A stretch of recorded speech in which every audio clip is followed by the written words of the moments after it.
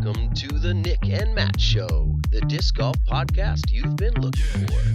I liked caddying for him more than I liked caddying for Paul. I love caddying for Paul, don't get me wrong. How much would you pay to play disc golf? And to me, that kind of gives me an idea about what these elite courses, this is where I'm going back to.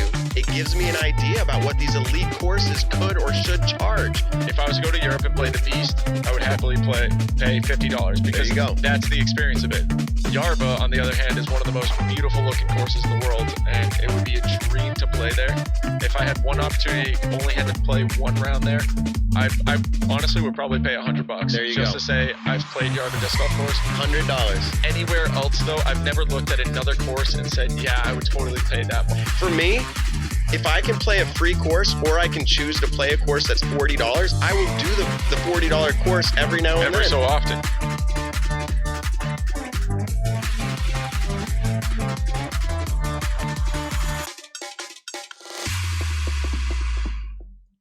Nick, we've made it to episode number 18.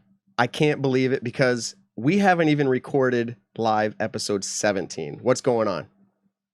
We're doing it a week early, and I'm actually going to blame this one on you this time because you're going away on a little family vacation, finally taking some time off. And so, yeah, we're actually doing a week's early episode for episode 18 because, yeah. It's not live. And usually most of our shows are live, so people are engaging with the chats and they can join the conversation.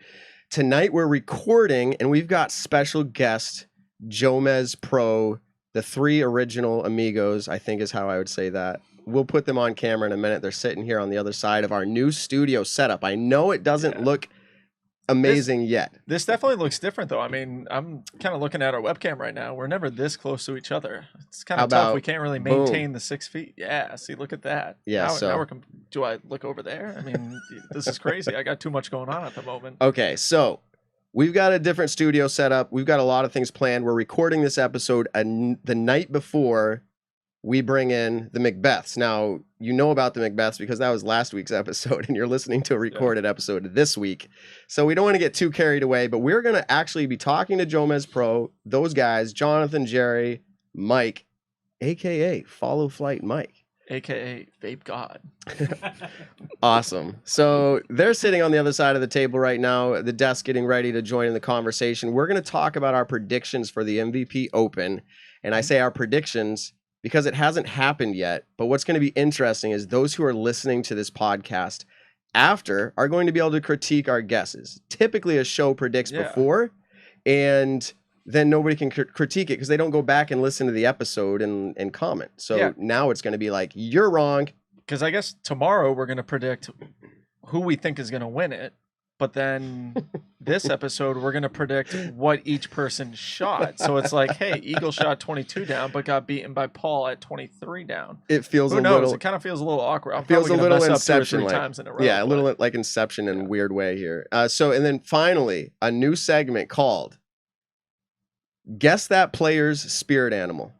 Okay, now this is something that I've been holding on to for a little bit for just the right guests. And I think they are here tonight. So we'll play this game. We got 3 of them this time in studio. So awesome. Just a reminder to everybody, the 2,000 subscriber giveaway on YouTube is running.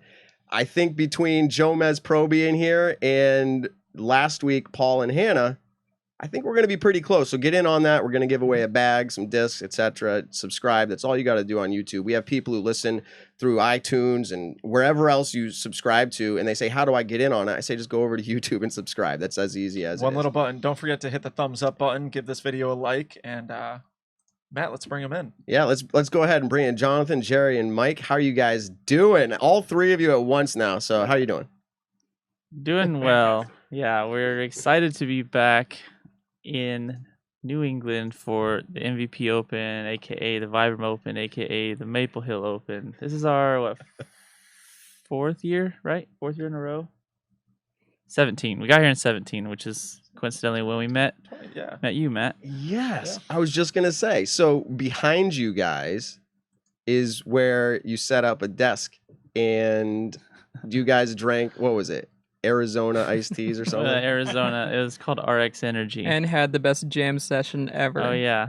Oh, That video just came up on my Facebook memories like 3 days ago, maybe less. here. It was I- right yeah, over hold on, there. I've Here, never It was seen right that there. video. Hold on. Listen. Oh, he found it. Oh my god, yes. That's like less than 5 feet to I my play right. the piano and I never even got an invite. The end what is the best. this? Look at those tones. Boy.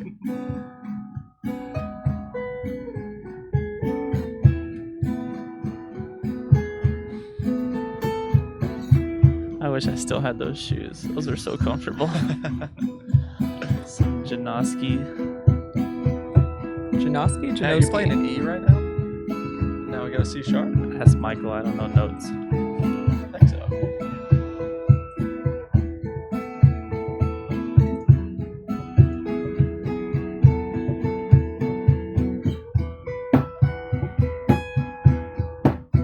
You feel that? Dude, that takes me back. Holy cow. Shred, dude.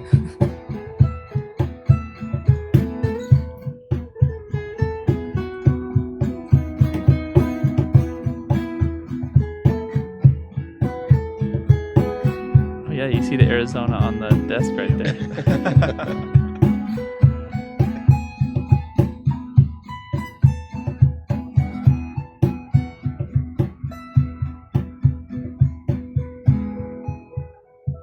Well, there. Oh, was. that was nice. That little win-win. I don't know where any.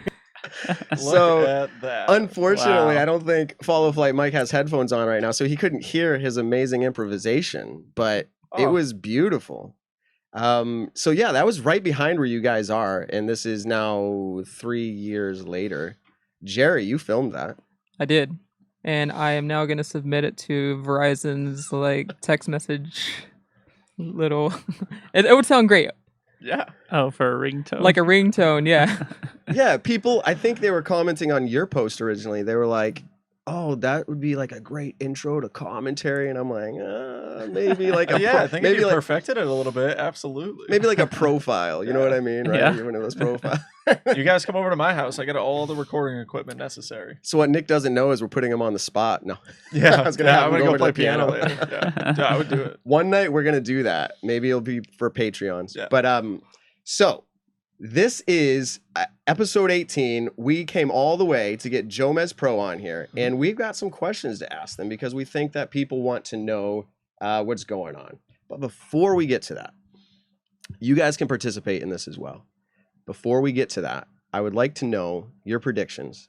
And is it allowed? Is it allowed that you guys have favorite players as a media team?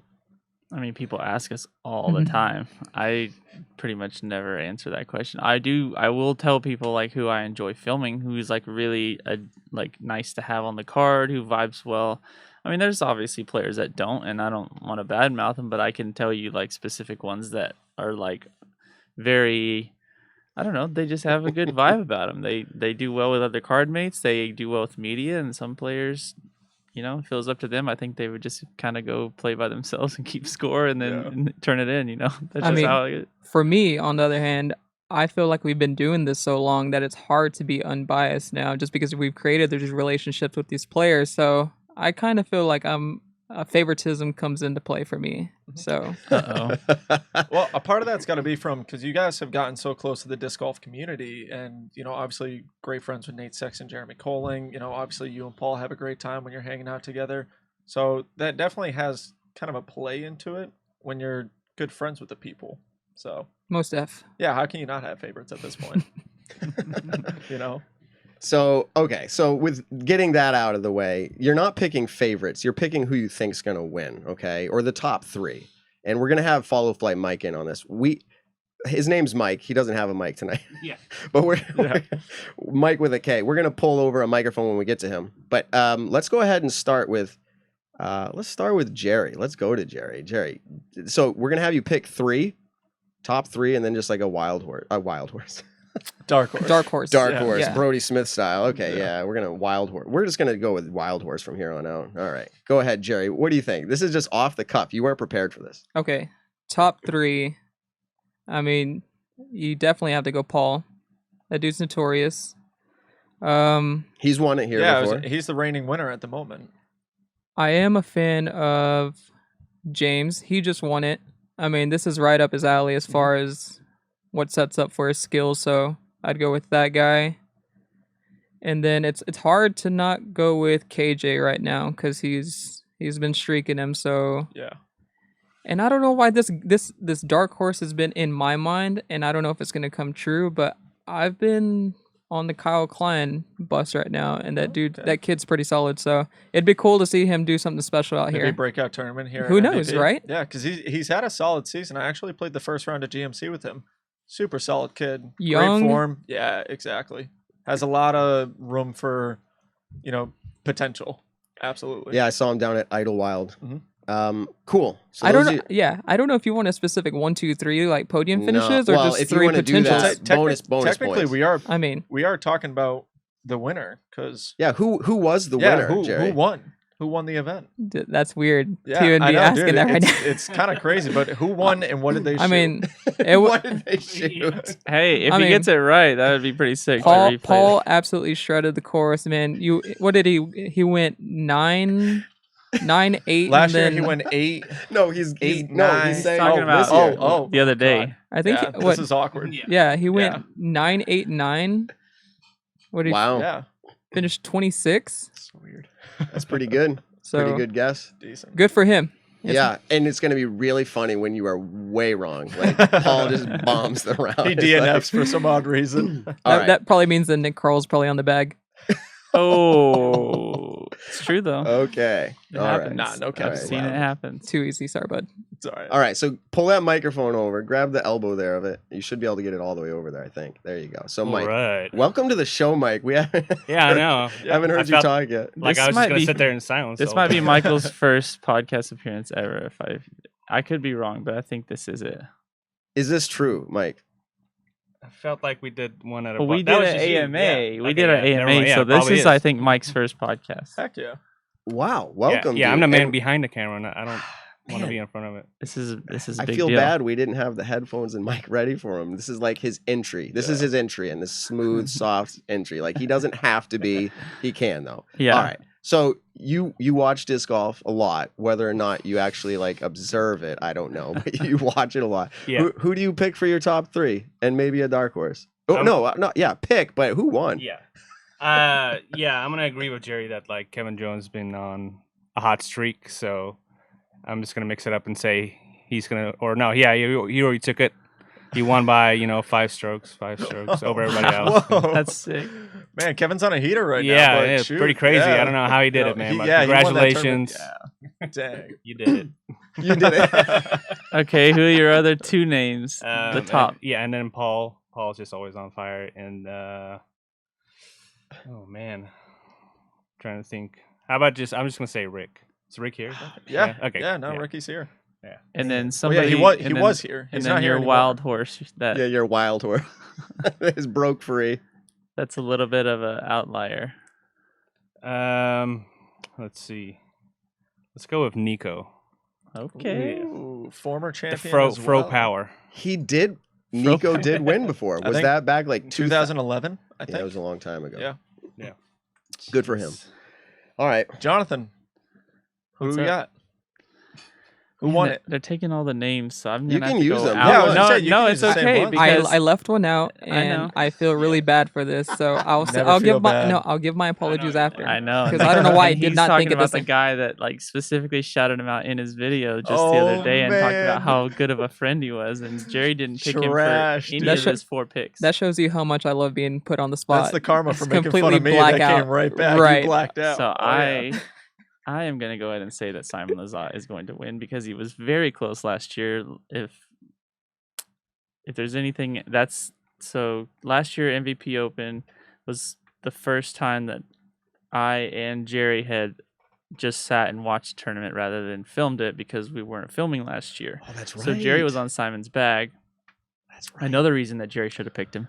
But he was on his bag, and I walked along with the group, and I remember just thinking, like, I think he's got this. And I think he fell off to chase card right before the final round. I Yeah. don't know Nope. what hole it was. He was charging, and he was legit gonna possibly win, and Yeah. it all went downhill on hole 16. Yeah. So I'm gonna go Worst ahead and kick say ever. I'm gonna go ahead and Oh, no say kidding. that Simon does does win the tournament. No, he with, did win. Oh, he did win the tournament with Congratulations, in Simon. order. Simon, He just great heated job. up. He went 8, 9, 10, and he won it with a 27, 4 strokes over Chris Dickerson, who's just finally just turned it on for every round versus just like, you know, how he likes to wait till the last round, but he was able to find a good pace there.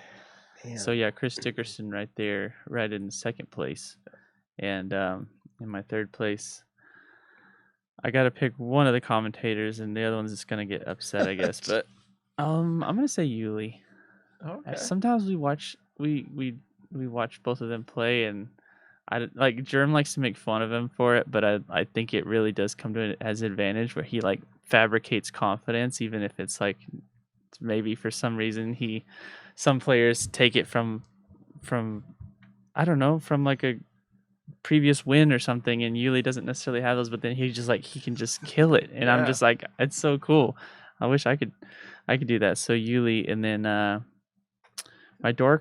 your wild horse. My wild horse. Dork horse. That's dork another horse. one, the dork horse. Dialed horse. Dude, that's funny. There's the dark horse and the dork horse. New accent. No, Dork my horse. That's your guy who was going to play well that played very poor. Like, that's Yeah, your the dork dork horse. No, the wild horse. I'm gonna go with the DB Dubs. We saw him last week. He had a really good showing. He's from Pennsylvania, I guess. Yeah, PA guy. Yeah. Yep. So I got to talk to him a little bit after that round, and I was like, dude, you really held your own. Like, it's hard to see people come out of nowhere, be on that lead card after the second round or after the first round, just shoot so hot, and people are like, oh, what's he gonna do? He's gonna screw up, right? Like he hasn't been here before. He's never been under this pressure, and he did great. I don't remember what the round was, but it wasn't the worst on the card. Yeah, he went lead card to chase card. Yeah, I think he just fell down a chase, and then I think the last round he was third card. But yeah, he kept it up there the whole time. And so imagine if, like, you know, and then MVP gets their podium guy. Yeah, so how did he do it? How did he do it MVP? I think he still got fourth, but definitely his all-time his best finish. Yeah, his best outing. Yeah. Yeah, because he was killing it. I think he was either the first or second person to tee off at GMC. And he comes out with a 10 down round, like immediately 7:30 in the morning, and he was just set the pace. Yeah, at 10 down. And I'm pretty sure he was tied for second, right? Or he was in second place. Yeah, he was in second place because Conrad. And he was like one of the first. Hot fire, 13 yeah, down. and he was one of the first rounds in, and it just sat there. And never, it was just like, dude, what? Only one round beat him that whole day. Yeah. So, I really do enjoy watching people that, you know, not necessarily rookies or anything. I mean, rookies, it's cool too, but people that have been playing and then they just finally kind of starts clicking for them. And then, I really enjoy watching that and then watching them stick around, because I know it's just as easy to get up there and then maybe just kind of fall under the pressure or whatever. But watching people that can get up there and stay up there is like, I really do enjoy seeing these new faces.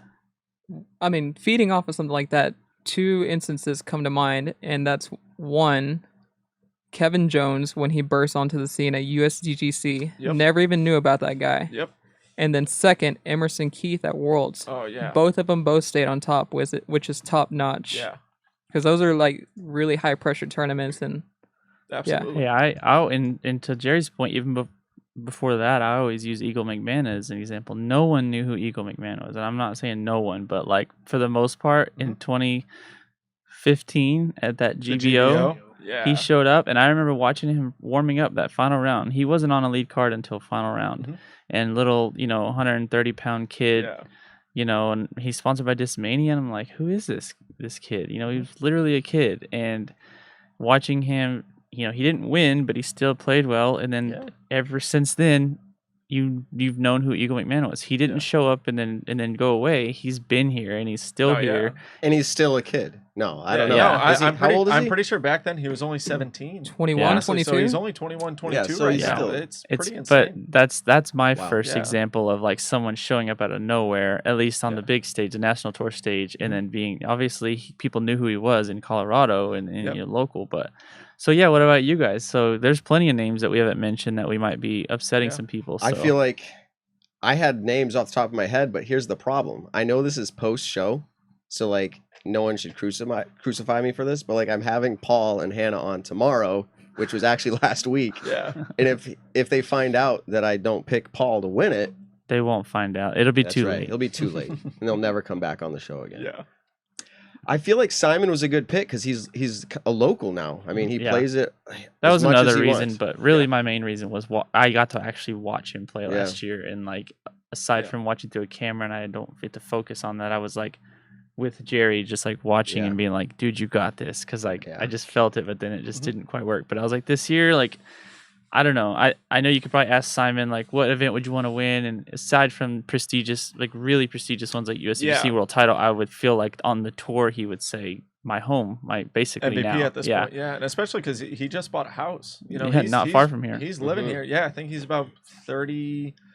Let's see, he's like 32 minutes from my house, so he's probably only 25. Can you tell Nick? I GPSed it one night when we went Oh, over. I God. was like, because I thought it was like 40, 45 minutes. He's like, nah, dude, I'm telling you, it's only like 25 Simon. minutes of Maple. I was like, well, you drive a really nice Audi.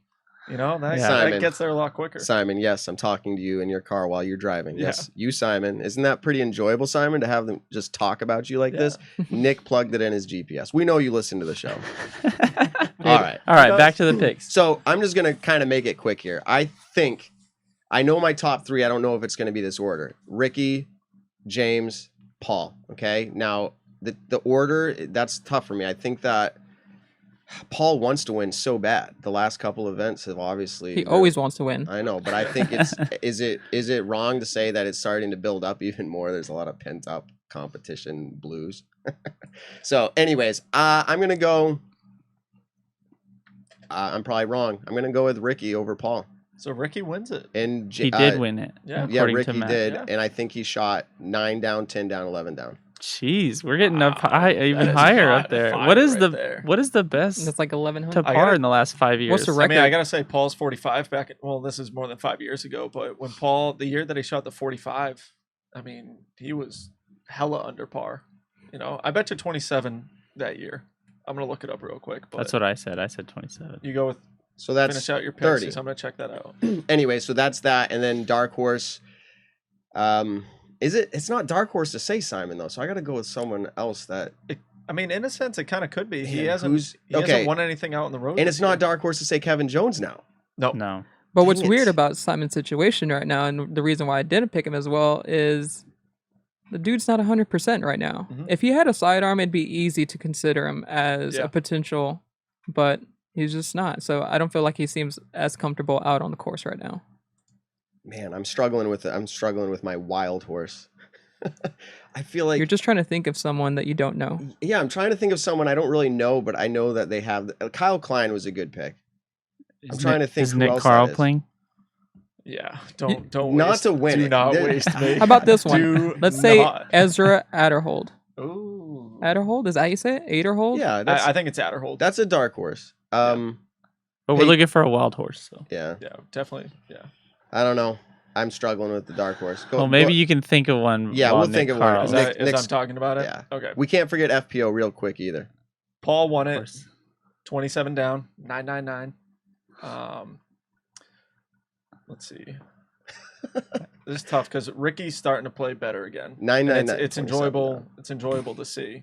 But I'm gonna go James Conrad in second Okay. because that dude in the woods, it's freaky. You know, he's good. 3 rounds in the woods, but he only shot 25. And then kind of want to go Eagle, honestly. He's been Oh close. no, Eagle did get third. Eagle did get third because he Okay, finally pause. had his. Pause. There's people right now who are watching this segment So thinking we're actually confused. recapping. Yeah. They think we're actually recapping the event. Yeah, no, we are. That's all right. We are. There are- futuristically recapping this. Trust me, there is less factual information on social media at this very moment than what we're doing right now. Yeah. So it'll be just fine. We're not So- hurting anybody. Double G, wasn't he a contender Oh, last year? last He got second. place. Can Yeah, that be second my place. dark horse? Can it Yeah. be? I think that Yeah. can be. He's never won this. He's I mean, why not? all right. Yeah. I'm going with double G. Okay, so All like right. it. Go ahead, Nick. Finish So out. Paul first. Paul won it. Ricky got second. Eagle got third, and my wild dark horse. Nick Carl, myself. Absolutely the heck not. I wish. The door course. Let's see. No, it's so I had good. the door course. Gotta get a shirt. I gotta am get the a door shirt. course in this situation. Let's see. I wish Adam Hammonds was here because he was having Oh, a yeah, that he would have was- been- he was doing real good last year. That would have been a good one. That would have been but, a good one. Man, I'm trying to think. Is there a local, Nick? Anybody? Casey White. There you go. Yeah, Hey. but Yeah. not in the top 10 though. Hater. He No, didn't, not at- not- wait, not he at didn't all. get top 10? Is Yeah, what he you're saying? didn't get top 10 Okay. at this one. All right. It's What did he get? stuff. 22nd. That's what makes him a dark horse. Yeah, but it's weird because I want to use like a pro that I think is going to be a Brinster. dark horse, but Brinster's been in contention here. All right. But he's Pick got a one. bad back. Emerson Keith. Okay, that's Thank you. good. I was He's my about dark to. horse. Yeah. He's my dark horse right That's now. good. That's good. I like that. And let's do just real quick. You don't have to have the orders, but your top 3 FPO. I think that's pretty easy, but there's some additions lately here. I'm gonna go with Paige, Katrina, Haley King, and then if I was to do dark horse or wild horse, Heather Young. Okay. Nick, go. I'm literally gonna do Paige, Haley King, Kat, with Missy Gannon. Oh, Missy Gannon, good one there. Whoa. All right, Jerry, what do you got? Got. I mean, honestly, you nailed it. Paige, Yeah. Kat, Haley King, and then my dark horse is Heather Young. Oh yeah, we're the Before same. even you said Yeah. your answer, Yeah. that's what I Nice. was going with. All right, Mike, what do you got? I'll just go with what you went with.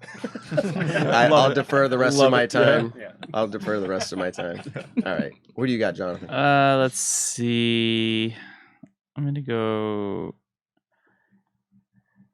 You guys are all saying the same thing, so I'm gonna say that Sarah Hokum won it because I know she has.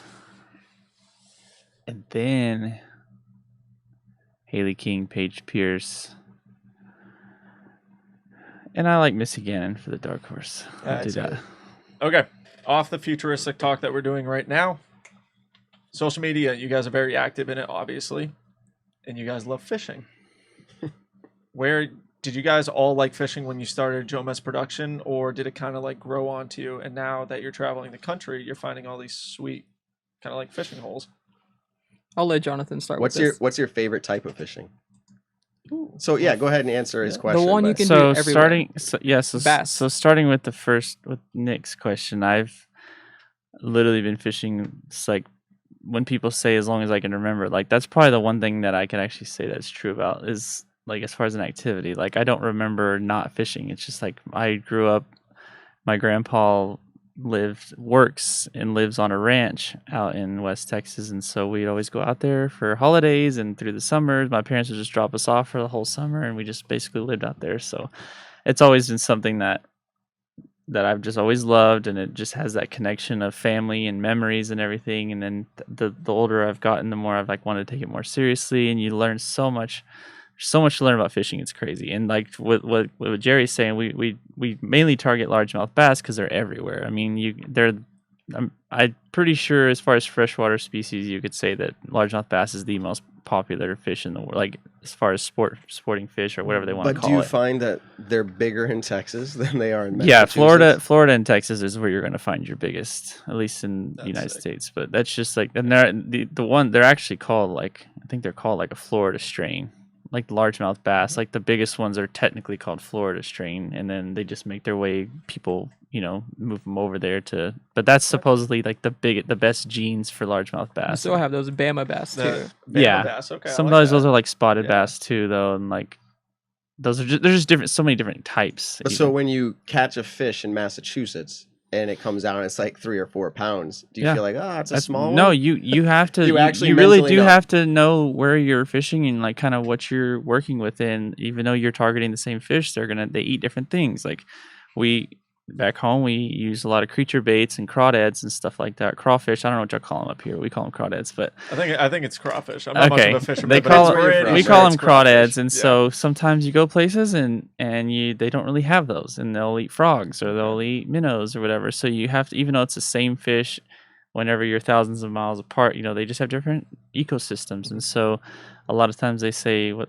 does it say, like match the hatch. So you kind of, your baits are matching like what the fish would eat and like what the little minnows would look like and stuff. And so that's why there's millions of different types of lures. It's not because Yeah. you know they're just out there trying to make as many things as possible, because they really want to mimic wherever you're at. You want to be able to have what you give yourself your best chance of catching something. So, Well, Yeah. just real quick shout out to somebody who used to be local up here. They moved to Texas. Obviously now they're like big into fishing. They liked it up here, but I think they started, and I just see it a little bit through social media, Barrel Fishing Baits. If you're ever down there and check it out, I know he's down there in Texas and he's a part of that, and they're making all these Nice. baits and they're catching big fish. But yeah. anyways, so you like fishing and mainly largemouth. Do you get out ocean fishing at all? No, you're not gonna find me out. I might was gonna bait ask that. fish. Do you do deep sea fishing at all? No. People talk to me about how awesome it is, and I'm not your guy. I don't mind bait fishing. I don't mind. Is that because of the environment, or because it's just not really fishing? I'm just you not in a way? comfortable. No, absolutely it Okay. is. It's intense out there. I've seen videos and I've Yeah. seen what people catch. I respect basically any type of fishing. If you're out there doing your thing, like Yeah. I got nothing but love for people out there, doing your thing. So it's not my just being out in a boat in the middle of the ocean and not knowing what could happen out there. I don't know. That's It's my not. thing. It's not that I'm like Mr. like play it safe all the time. But when I think about being on a boat, most of my brain power is going to be focused on like, oh my Titanic. god, this sucks. Like this, what's going to happen? Versus like I go fishing to relax and to get my mind off of things. I don't need like a whole boatload of problems like weighing on my mind while I'm out there trying to enjoy myself. So yeah, I think me and Jerry are probably on the same page there. But last time we went to Salisbury Beach, which isn't too far from here, I don't think. Yeah. I don't know Massachusetts too well, but we went there before or after Maple Hill last year, and so I wasn't prepared at all for surf fishing, for like fishing in the ocean, like saltwater. But I tried it anyways and didn't have any luck. I just ended up losing a bunch of baits on the jetties because there's so many rocks and they get stuck. And Oh yeah, that's a good point. So Dang, yeah. it was fun, but if I go back, I definitely want to be more prepared. But as far as deep sea, I'm probably gonna get a lot of hate because people tell me how amazing it is. But I'm just like, sorry, don't ask me to go on your charter Yeah. boat because I'm not gonna do it. That's actually an interesting thing you just mentioned, and it's part of the society we live in. And I wasn't even going to go here, but YouTube, I've heard, in general, YouTube, you guys obviously have a big platform there. YouTube, I've heard, has like, I don't know how to explain it, the craziest people commenting like on any social platform. What do you know about that besides maybe just experience from people commenting crazy things? Because like even on our show right now, people are watching us on YouTube, right? And they're hopefully enjoying our content, but there's somebody that's looking at the footage going, I don't like the way Matt's sitting and not looking across the right way over there. You know what I mean? Like they literally, it's amazing what they catch. Like, what's your experience with YouTube as far as the community goes? Is that accurate? Of course, you have to. It's a huge problem in our society that people used to have to say stuff to each other's faces, so it was very like limited, or like, people just, it was very rare to have somebody be that mean that would say something to your face, I mean, that's just how it is. And now that we all can hide behind the keyboards and say whatever we want, like you can be as mean as you want and you don't have, there's no repercussions, if anything goes, you might get banned or something for a day, or whatever nowadays the Facebook punishment is. But it's awful because you can say whatever you want and it's not going to get any better. It's just gonna it's going to continue that. I don't know if Jerry has any other perspective on that, or Mike, but as they just look at you each other. cannot focus on all the negativity. That's the problem. Like on our videos, if we have the most amazing fan base. It's so awesome. The community that, the disc golf community that's here, like watching all the stuff that we're doing, and everyone else, all these content creators. But you'll get 100 positive comments and the one negative one sticks in your head, and it's so stupid because why does that carry any more weight than the other 100? If there was a scale, it would just be completely, the opposite. But instead, we flip that in our heads and we go, "Ooh, he didn't like, the audio, guys. Your audio sucks. You guys got to do something about that. What's wrong with the pacing? Why does Jerem make noises? Why does it's I like, remember that. Wasn't he eating like a Pop-Tart? Yeah, that was so well. funny. See, that's the I thing. didn't hear it though, but like people like listen or watch with like they on purpose. I feel like Yeah. are looking for Yeah. something. It's like Yeah. makes their day. That's to the find thing it. though, is we've learned to, for the most part, is to flip it around. Like if someone's gonna make fun of germ eating, what did we do? Like a week later, we were was in great. we were at PFDO Pittsburgh, and we did a fake video of germ eating Pop-Tarts in front of the microphone. You have to take that stuff head on. You have to Gotcha. learn to make fun of yourself and to beat that stuff, because you can't get bent out of shape. You can't start getting on there and defending yourself. Whoa, blah blah, and then they just attack you even Yeah. more. It's that bully mentality. As soon as you Yeah. turn it around on yourself, you know, it's just like being in school. If I could have like told myself to do that back then, like they would have just stopped making fun because there's no fun. Yeah, exactly. Yeah, exactly. But I kind of want to. You're literally preaching to us, because when Matt and I first started the show, Matt's all about reading the comments and listening So are you. back Okay. back again to our podcast and Yes. everything. And I'm just like, oh, someone named Pickle Liquor called me a bad word, and No, like, it was Pop-Tart liquor. oh, Pop-Tart liquor. Sorry, Pop-Tart liquor. But the first couple of weeks, Matt kind of like looked at those and he's like, "Bro, I was staying up all night thinking about that comment." Come And I was on, like, you can't do that. and I You're was like, Matt, you're new honestly, here though. It's okay. But that's where like our show has come so far, and Matt is 99% of the reason for that when it comes to the quality of the microphones and everything. So I told him, I was like, dude, you're doing a much more incredible job than that person Yeah. on the internet could ever do in a million lifetimes. Yeah. It took You me. gotta- yeah. It took me. What are we? We're show 18. Yeah. It took me probably the first 6, 7, or 8 shows to get through the idea that like someone's gonna share their opinion and it doesn't matter. Yeah. But like, and I say that, but in the same tone, the ones who are commenting, I think value Yeah, matter. and there's a Oh, such yeah, thing we- as constructive criticism, and we know that Absolutely. when you're Yeah. reading it, you know if that person was trying to be a Yes. jerk, or whether they were like, "Hey, you're doing a great job, but I really think you should try this." And that's why I love feedback from YouTube. We're in this era of media where when people used to produce shows and movies and things like that, they had to turn it into focus groups and show it to them, and then get feedback a week later, a month later, and then read critics reviews and stuff in the paper and stuff. And now we can post a video, or like in the case of like when you guys do live streams, the feedback comes through instantly. Yeah. And so it's this overload, but if you can learn to like navigate that and take all the positive stuff, and like, it's hard because thankfully most of the feedback is positive, and it's hard to like really look at that because you're just looking for like, where's the one guy that hates it? Where's the guy that's being a jerk? So Nick and I have both experienced that, and I just want to say to those who are watching, listening now, like we have learned who you are, and like those who I know where you live. We Yeah, know we your know- we know GPS that. coordinates. we know who you are. We'll find you. But there was one time, and let me just share this and we'll move on. There was one time somebody said something like really outrageous, like just inflammatory, right? And I said something like, "Yeah, man, you're so right, actually. I feel really bad about what I did, all this stuff." And they're like, whoa. Like, I Blew think their minds. They were taken back to the point where they literally replied with like, I am in the wrong. I apologize, and I'm going to give your show a go. And, like, and I was like, wow. It was like come to Jesus moment or something. Yeah, like, no kidding. but to your point, it's either what they're saying is either accurate or like totally troll. And if it's offensive to me, it's probably because I'm sensitive to it, because maybe there's some truth in it. Yeah. There is truth in some things people say. It's just weird to say it sometimes. Like, no joke. And you're probably watching right now, whoever this person is, but they're like, dude, your beard lineup is the weirdest I've ever seen. Dude, And Your beard is weird. I just And I'm got like- that the other day. It was the what's the tournament we did before this? I'm like, Ledgestone? Ledgestone? Yeah, it was GMC, so obviously Ledgestone. it was GMC, but it was after we left Ledgestone.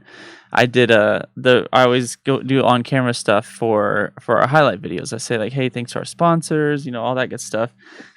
And I hadn't shaved my beard in a while, and it's like it's decent, but it's still kind of like hides, it runs down towards my jawline or whatever. And somebody was like, Jomez, your beard is sickly. He was like, not sick, it's sickly. It looks gross or something like that. And so of course then I'm like, dude, my beard looks bad. Like, I know. so then I shaved it. Here I am, like I trimmed it, and I'm like, and it's because I don't even think about this stuff day to day, because even if they think like whatever, like we're all like close enough friends, no one's gonna comment, no one's gonna come to your face and say, dude, your facial hair is whack, man. Because not they going don't to. really Yeah. care about Exactly. it, and I don't Yeah. think the rest of the world actually cares about it. It's just this one person. Anyways, I would Now before you we move on. now you got me looking at Matt's beard No, and being like, before is we it lined move up? on, right? That's I why wanna- you just get No, past Nick- all this. Look Nick's at this. wearing- Yeah, see, Next- Jerry. I do not care anymore. Like I literally told him I was like, We can't I'm- see it. Let's see it, Jerry. I literally told him I was Pull like, your you know face what? up. I'm just gonna pull do your this. mic down just a little bit so they can see it. Look at it. Yeah, Oh, look at it. All Oh, right, yeah. all We need- right. That's Alright. when you just don't care anymore. And you know what? Like he said, I have a girlfriend back home. I have people that care about me, and that's all that matters. Yeah. Like Hey. I If wanna she was hear- on the road with you, would it be different? no, because I'm like, Okay. dude, look what I got going on, and she's like, oh, it looks good. Like honestly, she's like, dude, it looks good. I'm like, oh, thanks God it's alright, pixelated let's because you're go. not seeing everything. I want to hear Mike's feedback on this topic Yes. because I feel like he gets to sit and read a lot of the stuff whenever he's editing and stuff. Like how do you feel like when you see feedback, especially like on our videos and stuff come through, that's something that might pertain to like something Like you had that control over? follow How flight does that? sucked. Yeah. or why did that guy Or like not how get has a it follow flight progressed on from that? when we started to maybe now? Like your attitude towards, I guess, negative feedback. Yeah, I guess like anybody starting out on social media or like YouTube or anything, any kind of platform like that. Whenever you first start, just like you guys said, like you're gonna pick out those negative or bad comments, and I used to do the same thing. Like, oh man, they said something about me. Like, like why does that guy vape so much?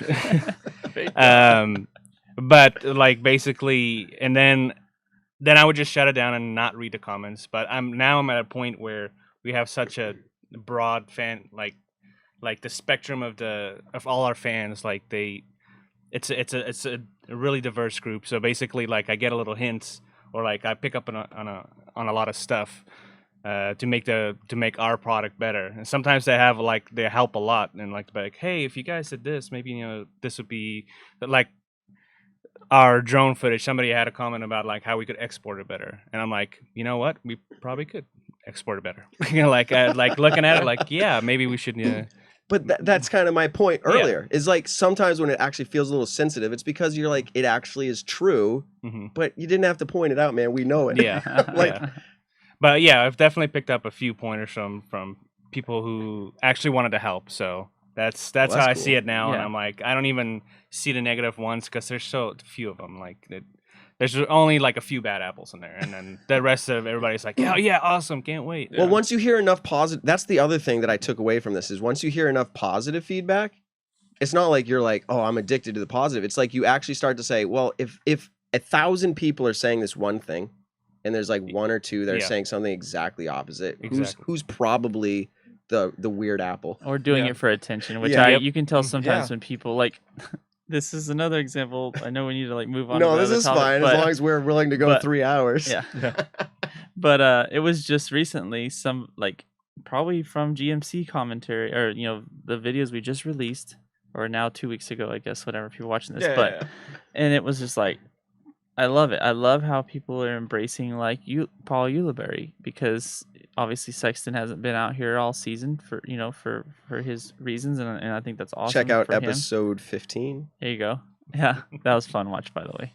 Oh, thank you. And Yeah, you were a part of that yeah. episode. Yeah. Okay. And so everyone's like, Yuli's great, he's hilarious, him and Jerm, blah blah blah. And there's one guy that I think we highlighted it on our Instagram. I think if you saw it, it was on Instagram story. Yeah. And it was like user feedback, and I had it, and it was Paul. I was like, hey, I told Jerm, I was like, pull up that comment and let's have Yuli read it real quick. And he was like, please have Paul stop doing commentary. He sounds high, he's tired, he sucks. And he just started busting out laughing. Oh And I was like, there was no punctuation. He literally just blurted out all the words into that comment, and there's no way he meant that. He Yeah. literally was just like, what can I type that somebody's gonna reply to me, or Yes. somebody's gonna like attack me or whatever? Because some people they get bored and they just want to insane. stir things Yeah. up. So you Dude. know that guy didn't feel that way. If Paul Ulibarri was right there at his home course, he'd have been like, Paul, can I get your autograph, whatever. Oh my But gosh. just some people have to just They need to stand out. Which is kind of funny because now that you bring that up, it'd be kind of cool to come up with a little series like the mean tweets. Yeah, we I've talked been about driving. that for Yes, sure. Dude, I've just been have driving. We've all thought about it. I've been Dude. driving around thinking about it. I'm like, every guest we have on, I got to go find the angry tweets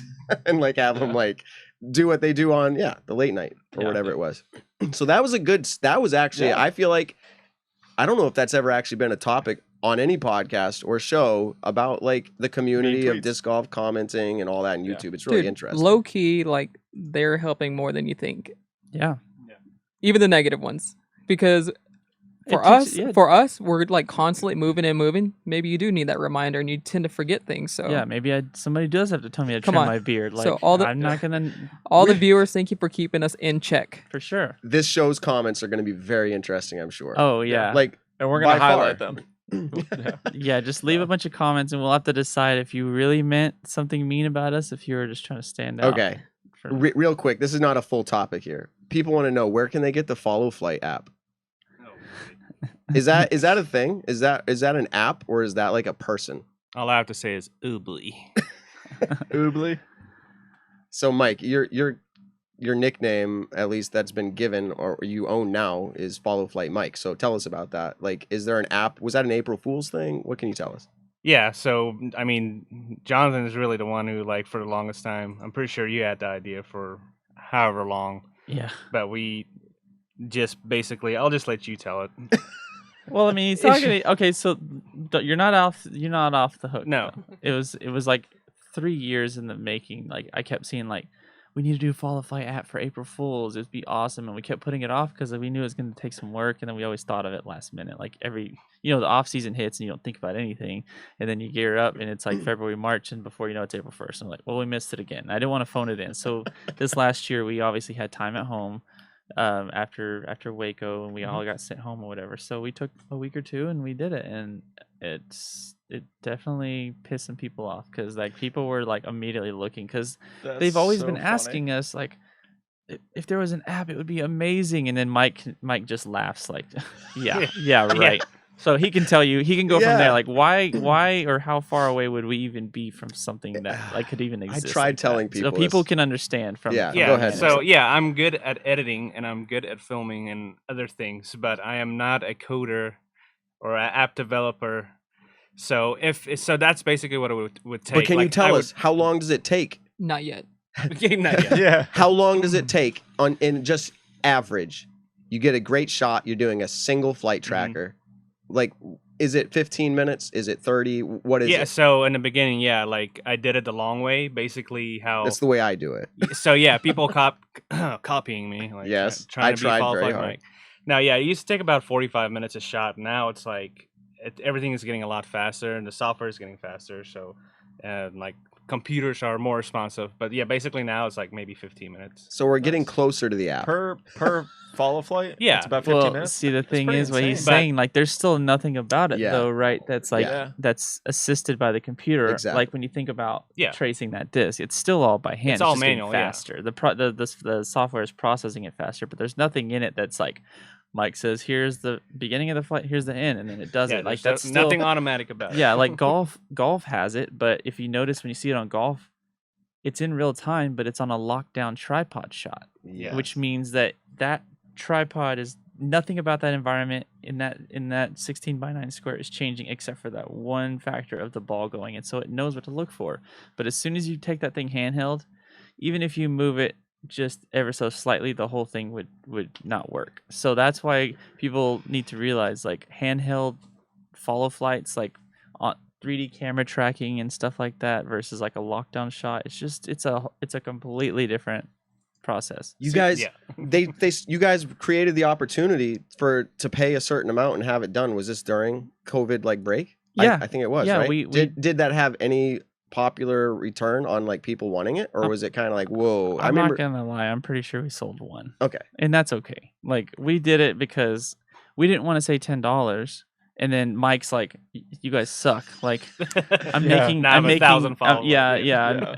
I've got 100 follow flights at $10 a pop. You know, like, so we set it at like $100 because if you wanted it bad enough, then you would do it, and if you didn't, that's fine. Yeah. And so I I thought think it we was sold. good. Yeah, I think we sold like one, but that was more of like a playing off the follow flight app. We didn't want to just leave people high and dry because we knew we were, but we were like, if we at least say that you can pay for a follow flight on your stuff. I like, thought it was good. it was just Gotcha. and it was another thing for, the shutdown. We, that kind of stuff was just an idea of like, how can we maybe make some more revenue? But it was for How me. about I just- lessons? How about lessons? Like I can spend a half an hour tutorial with Mike, and he can teach me how to do it. Like He's I'll pay, legitimately asking you I'll if he pay can spend no, time. no, like I'll pay time, right? Is it? Yeah. Is it? We've- I trademarked the name. yeah. Yeah. Is your intelligence of what you've learned trademarked? Yeah, I mean, well, it's in his head, so I guess it's pretty protected because he doesn't just go off telling Do you have everybody him how insured? to do it.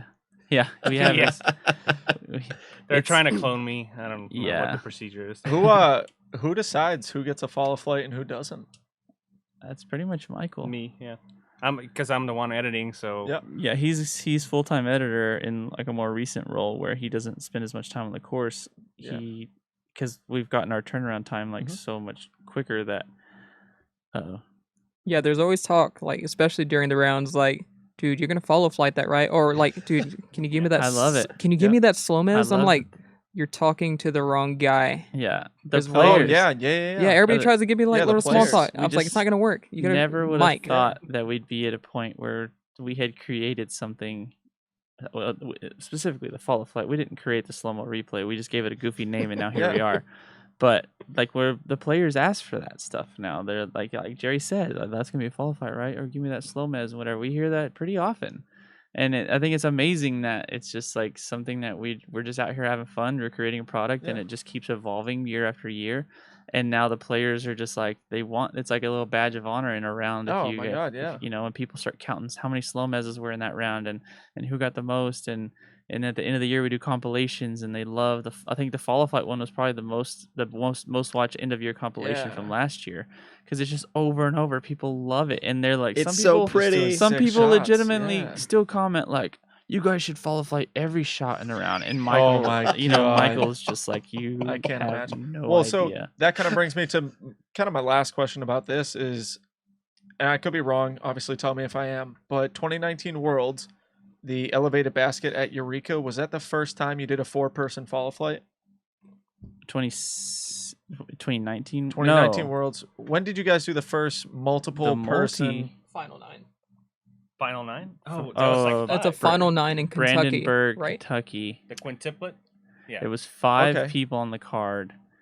And they just, I mean, it wasn't a super long hole, but it wasn't the easiest hole either. And all 5 people, mostly AMs, by the way. There was 2 touring pros, Trevor Harbolt, Dutch Napier, and yeah. then 3 others that were just kind of local pros. And they all 5 just parked the crap out of it, almost aced it, and so Michael's like, all right. So he did the first quintuple follow flight, which will never happen again because we don't film 5-man cards. Yeah. But I will say that further back though, when the follow flight was first trying to be a thing and we didn't have a name for it yet, it was 2016 Worlds in Emporia, and we had, similar to what golf does, we had a lockdown tripod shot because Michael, knew that would be the most likely way that we can do multiple follow flights is if it was all locked down, because he didn't quite know yet what does it look like to copy the 3D information from one shot to another, because even though Jerry might film the exact same way both times, he's human, he's not a robot. It's going to vary at least a little bit, and that's how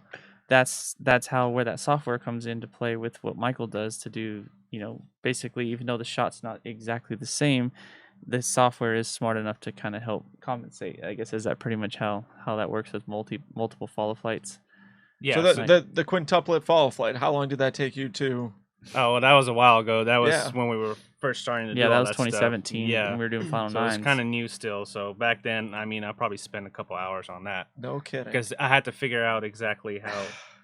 Well, for the lockdown shot, it wasn't too bad because. Yeah, the 2016. Yeah, the 2016 one wasn't too bad because it was a lockdown shot. Yep. So I could just redraw the lines and Right. copy and paste, and it was done. Yeah. I didn't have to realign. But for a moving shot, basically you have to copy the information, and then so when you copy the tracking stuff from one shot to another one, everything gets off. So you have to do keyframes for scaling and rotation, orientation. It's and like it's the- just, I'm not even a it's camera it's person. You're speaking gibberish to me, it's- to be yeah, honest. so it's- I'm it's- like, It's crazy. translates to a big sounds headache. easy. Yeah. Yeah, and to think that, so really quick, then I'm gonna talk about our newest full-time member, whose name is Kevin Tama, aka Nice Boy Kev on Instagram, and we get emails pretty often about people that say, I want to work with Jomez. You guys have the best job in the world. And I think that's awesome that people do show interest in that, even though they don't have a clue what it would be like to be on the road, like what we go through. It seems like all glamorous and stuff. We love it, but it's like, I don't know At how many times, people really mean that they would really want to come out and be like a part of the crew, because it's like you have to be a special kind of crazy like us. But people send in their demo reels. They say, I've worked on this, their resumes, all this stuff. And the one thing that stood out from his demo reel, was that he had, from what it looked like, perfected the follow flight. I've seen plenty of attempts where it's a little shakier. It's a little bit, it's not quite like what Michael, because he's the guy that created it. Of course, it's like, it doesn't look exactly like it. And Mike and Kevin had already just had it. And I was like, how in the world does he have these? And so I email him back. We start talking a little bit, and then I get on the phone with him and stuff. And he's like, "Oh yeah, I figured that out in like a week or something, and all this." I'm like, "All right, we found one of our our new guys, and now he helps with the workload on the follow flights, because Mike's in there editing and just going hard at it, and so it's nice to have somebody else that can help with that stuff, because it's not easy to. You can ask anybody that's tried it, that it's hard to try to figure out, because there's no blueprint.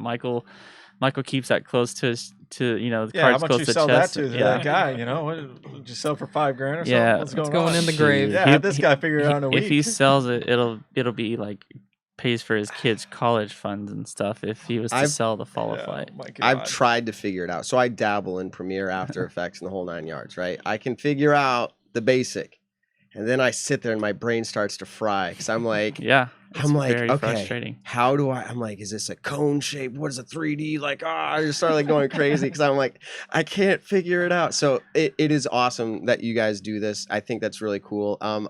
Before we move on, I do remember when you guys were down here in this now studio / basement / entertainment room, the whole 9 yards, where you slept, where you edited. I remember after one of the rounds talking and saying, you guys were like, any ideas? And I'm like, I was just thinking of one. What if you do like a multi-flight tracker or something? You guys were like, yeah, we've thought about that. So like, it had to be in that same window. You guys probably think about a lot of things, right? So like, there's a lot of things out there where you could do them, and let's just call them a dream goal, or one day maybe. Does anything stand out to you in your brains that you've either individually thought of, or as a team you said one day, like it'd be really cool if? I guess it could be anything, really. Is it just a larger team? Is it a So It's you go ahead. I think we're literally the one brain right now. I don't know if we are, but I'm just gonna say a self-driving RV. So I don't. So we don't have to drive anymore. Way off. Driving, way off. driving God, is like the worst part of almost the worst part of the Hey, job. I've drive grown trucks for a to living. If you I've wanna grown hire me. to love it, because I can use that as my time to just like think and listen to music and chill. But like, it would probably be one of the first things to go. If it was just like, if we had a full-time driver, obviously that's what I really need. people are going to comment. So you need, I'll be your driver. You need a Tesla RV. Just self-drive. Yeah, I mean, they have it Modern- now. I've Yeah. seen the technology. Yeah. Trucks are starting to drive themselves for logistics, purposes. I don't and trust it stuff. at all. Yeah. But Okay, so Jerry, It'd honestly be a pretty sweet gig. I mean, once you get past the drive, you literally have 6 days. Yeah, of just you have like a week to just chill. to golf or True. watch. so what's your thought? You were part of Jomez since the beginning, as far as I know, and do you have Close enough. Close enough. Yeah. What kind of big picture ideas have you thought of that you think, well, maybe one day? One day, I'd like to have, obviously, with the merch and everything that going on and the inventory, all in one spot. I'd love our own course with, RV hookups. Basically anything to have a comfortable stay there. And that would be the main place to start off what would eventually be the Jomez Pro Tour. So, this is obviously way down the road, but I think we could pull off our own tour. I don't know how many stops it would be, maybe 4, 5, but I think it could be a realistic thing. Matt, are we getting once again exclusive content on the So Nick and first of Matt all, show? Nate Sexton wants to do like a big amateur tournament on one of his I courses heard one him day. talking about But the that, Jomez Pro Tour, in my mind, immediately, and this was also one of our questions about the brand. It's cool on the course, off the course. You guys have done a phenomenal job. I see people wearing Jomez Pro, and I'm like, man, they've killed it. Like, I think it's a very trendy, cool brand too. Like, you guys have done something right as a team You guys are killing it. But like to that point of the Jomez Pro Tour, my initial thought is like, I don't want to. X Games sounds a little crazy, but like it seems more trendy and hip. Like Jomez Pro Tour sounds way more trendy, hip to me. It flows, man. Yeah. Oh, absolutely. That's probably thanks in part to the Disc Golf Pro Tour, who's already kind of like half the name is already just like it already is baked into your brains. Just put whatever in But- front of Pro Tour and it's good. No, to Jerry's point, like I mean, we've been thinking about this for at least a couple of years. I mean, we've been thinking about it probably for a lot longer, but we've been taking a more serious look at for a couple of years what is the process of getting into like buying a piece of property and of course all the things that go into that. You got to have, you know, the cash flow up front for stuff like that and to start building on it. And like Jerry said, if you want to like be able to host RVs there, because we know like every year there's more and more people in vans and RVs, and I would love nothing more than to be able to accommodate stuff like that. And Kalaviska is killing it right now. If you haven't been to the preserve, you got to go to the preserve. He's just in the infancy of what's potential with that property, and I'm sure it'll end up being multiple properties at some point. But he's got the space right now. If it's a huge on the back end of that property, it's just all space for camping, and eventually I'm sure it'll be RVs, and you've got to be accommodating to like the core of these disc golfers that don't want to spend money on hotels and they don't want to get Airbnbs if they don't have to, and they've got the vans, and you got to be accommodating to that because every year there's more and more. And so that's what I want. I know how hard it is to be out here 1,000 miles from home and need a place, you know, to stay in a parked RV. And that's where, you know, Matt comes in. He's got, I was just telling his wife, Stephanie, upstairs, he's got the biggest driveway in New England, I'm pretty sure, because it can fit like 3 RVs and everywhere else is like, nope, you get this much space to park your car and to live. And he's like, I'm charging them $1,000 for the week though. Everybody. So don't be reaching and out. it's still like a fraction of what the hotels would cost. So no, but to be accommodating, it feels so good to be so far from home and to people to have that kind of that sense of hospitality that they want to kind of give you some like relief and just feel like, all right, I have that. I don't have to worry about lodging and all that. So having a property all in one, you don't have to commute daily. You're already there. And, you know, and like I said, Kale's property, it's going to be so great. It already is great, but that's what we want. We want to have the course with multiple courses or whatever, and Fishing. Yeah, all of course, all the stuff to do. All over. So, and I know it's hole, like this big dream, and everyone says they want land and they want to do this with it and whatever. And I just feel like with what we're doing, I think that it's just setting the stage for us to keep growing and to be able to provide that, to be able to give back to the community with like an amazing property and a place like Jerry says, whether it's the start or the finish of our own events, because the way I see it, it's not if we do it, it's when we do it. We just have to make sure that the timing is correct. And we're going to keep hustling out here, like doing everything we can to keep growing the brand, because it's not just for us to sit here and get rich and sit back one day. It's like all I want to do is just keep pouring this back into the community, because they've done so much for us to get us this far, and we're just getting started. We've only been doing this for like 4 years now, and it seems like forever, but when we look back 20 years from now, we're gonna be like, dude, that was still like the beginning of it, and YouTube was still just this little thing, and YouTube might not even be a thing then, and we'll be able to say like, dude, that was crazy, remember YouTube? Like, that was crazy. This podcast is going to be archived, and they'll be like pulling segments, and you'll just put a little thing in your brain, you'll be like, let me watch that. No, but yeah, it's, I don't know. Sorry. Yeah, no. Can I jump off of that into a different topic, but related to that is, and I don't want this to turn into big, like, I don't know. You tread on this how you would like to, but what I noticed from an outside perspective, and this happened with the Disc Golf Pro Tour, this happened with the World Tour, this happens with the PDGA, this happens with a lot, Innova, any big brands, okay? You guys are become a big brand.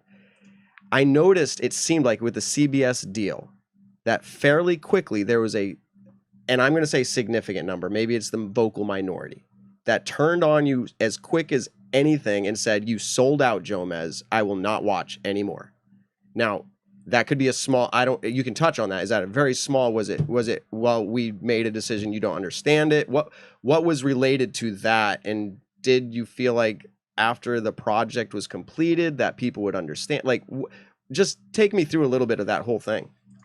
Okay, yeah. So, I mean, there certainly was a decent amount of people that said that they were not happy about it, and we knew that to expect that, and we we also hoped that the majority of our fan base, the fan base that I've said all these years has been so supportive, that they would trust that everything we've done so far has, for the most part, worked out, or that we were able to at least try certain things and try different avenues, and then learn from that and maybe do something else. And all I really wanted from this project, because it was so different for us to just try like a completely different broadcast format for a different audience, and tweak our product to fit that, all the while foregoing the next day coverage that we were just coming out of the shutdown, like, and that hurt to have to do that. But all I really needed from them was just their trust to say, like, just trust that we're doing this for the right reasons, and that we really want to test something here.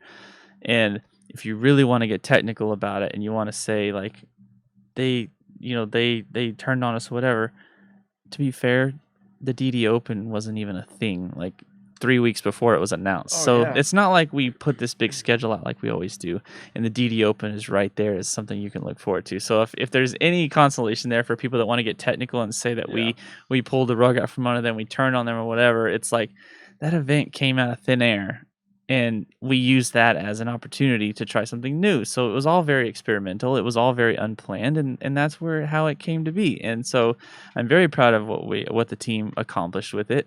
And I, for what it's worth, people need to know that we didn't take that lightly with the pulling back something that people come to have expected from us. And we don't intend on doing it ever again, as far as like pulling back that exclusivity on something that we've already like promised to say, like, you can trust us on this. We just wanted to do that as an experiment, because that whole time in the history of disc golf in the world was so experimental, and everyone was kind of trying to figure it out. And that's why we used that opportunity to do that. And I'm very proud of what we accomplished with that. I think it was awesome. Yeah, I actually really enjoyed it. I like the highlights that you did. I like the kind of like player profiles that you guys were doing at the beginning of it. I thought it was sweet. I'm doing too many things at once. Is anything that came from CBS, or did they provide you with graphics package? Did you develop everything for that? And this part of the question, is there anything that came with the CBS production that you guys did that's going to start getting infiltrated into your normal coverage that you liked, that you're like, wow, that was really good, we'd like to start doing that more? Yeah, I mean, at least with like the graphics, so that was all like templates that were sent over that, I didn't even touch the graphics. The like Juan and Kevin and probably Ryan had basically altered the graphics so that they fit the broadcast. They didn't force that on us, so we thought, well, let's go ahead and do it. Let's make it feel like a golf broadcast, because most likely the people that are watching CBS Sports Network are watching golf. Mm-hmm. They're there to watch golf, and so I think we did a great job of tweaking that to help ease this new sport that people are familiar with, say golf, but not disc golf, and we don't want to turn them off too quickly. So as far as like stuff that we can pull back from that, I mean, I'll let these guys talk about that too. But I think everyone loved the overhead flyovers. I know Mike put a lot of work into those, but on open courses, doing that was like, it was huge. I agree. It was so Nick fun. agrees. Do you feel like that's something that, and I don't know the hierarchy here per se, you're a team, but like, is that something that you'd like to incorporate, Mike? Like more of that kind of stuff? Is it more work? Do you need an assistant? Yeah. I mean, yeah. So it was. I kind of felt bad because of how much work it was. So Jonathan had to pay me a lot, but it looked awesome, even though it was a lot of work. It was just nice to see it from a different angle, a different perspective, other than just like the regular drone flyovers that we do, or fly-throughs that we do. So yeah, it's something that can't be incorporated too often. It needs to be like open courses. Like we could have done it, say like at Eureka or Fox Run, some holes but at Fox not Run, but not Brewster. So the problem with that kind of stuff, and what we've kind of held true to, or tried to anyways, is to be consistent. So to bring in something like that we can't promise is going to be there every week, you're just kind of like, you have to be careful, because you want to be able to be as consistent as possible. And if you can try to zoom out a little bit and look at the events, the tour as a whole, you're like, well, could we realistically even do that at more than like a handful of courses where it would be? I wasn't going to bring up the name Steve Dodge, but Steve Dodge, something we can all learn from him. And I love the dude. Steve, shout out if you're listening. but he would agree. Like what does he say? Under promise, oversell. Okay, or something along those lines. Like don't say you're going to do more than you are. Yeah. And I think that's what's happening right here. Obviously, if you had your way and you had all the people in the world, you probably have. Again, we go back to that big dream vision picture. So Yeah, every throw would be a follow play, right, Mike? Jeez. Jerry, is there anything that you would say from that broadcast that like stuck out that you would say like we could try to implement that? I think we've already accomplished that. I mean, we've always had the mics with us, but I think that's the first time we've really like incorporated like we need to get this done. And from then on, we've started miking up players, and Yeah, I've been noticing that lately. content is coming out like it's just good, especially when you have people like Kevin Jones with a lot of personality. It just makes the broadcast that much better. Or coverage, I should say, not broadcast. Did you think about the player and you're like, Kevin Jones, like he's one we want to ask, and Rick or whoever, like you're like, because I remember this came up, I don't know if it was in conversation with you or if it's just in general in the disc golf world. It was like, I don't know who we could actually mic up, but we might have to do a little too much, editing and bleeping, etc. Like, did the player come into factor and you're like, he's going to have a good year, you think? You rolled the dice, the dark horse or the wild horse, if you will. And was it like that was selection on purpose? And what are you doing with that? I saw Patreon, but is that going to ever be available outside of Patreon? Well, I mean, you're obviously not watching our recent coverage these days because Mike's been doing hard work. I've been seeing your social posts on it. No, it's in the coverage now. All like right. It's not like in there like completely, but we're just kind of giving people the important little bits and pieces of when Kev's talking to his disc, or even though we mic'd up Paul at GMC, and even though we knew he wasn't going to say much, I told Mike, this is going to be fairly easy for you versus like Kevin or Rick, because you're going to see the waveform. If anyone knows like what audio, working with audio, you're going to see little blips on Paul's versus like a lot on say Kev's, and you're going to be like, I got to listen and see what's good and what's like just him blabbing or whatever. But Paul is like, if he's talking, it's usually going to be pretty valuable. Same thing with Chris Dickerson. They were mic'd up together in the same round, and Mike can probably tell you the difference between Ricky and Kev and Chris and Paul, because it was just like, all right, I'm just going to pick out these little blips, and hopefully it was a little bit easier. But either way, like we're using, we're trying to get a feel for the right amount of mic'd up to use, because it still is a 40-minute broadcast, 45-minute broadcast. Otherwise, they're going to run into an hour and a half if we start letting everything. So the Patreon video, if anyone hasn't seen it, it's on Patreon, on the Jomez Pro Patreon, and it's a final round ledgestone, and it's just basically every shot from Ricky and Kev and every in between where they were having some sort of conversation, and it's really good.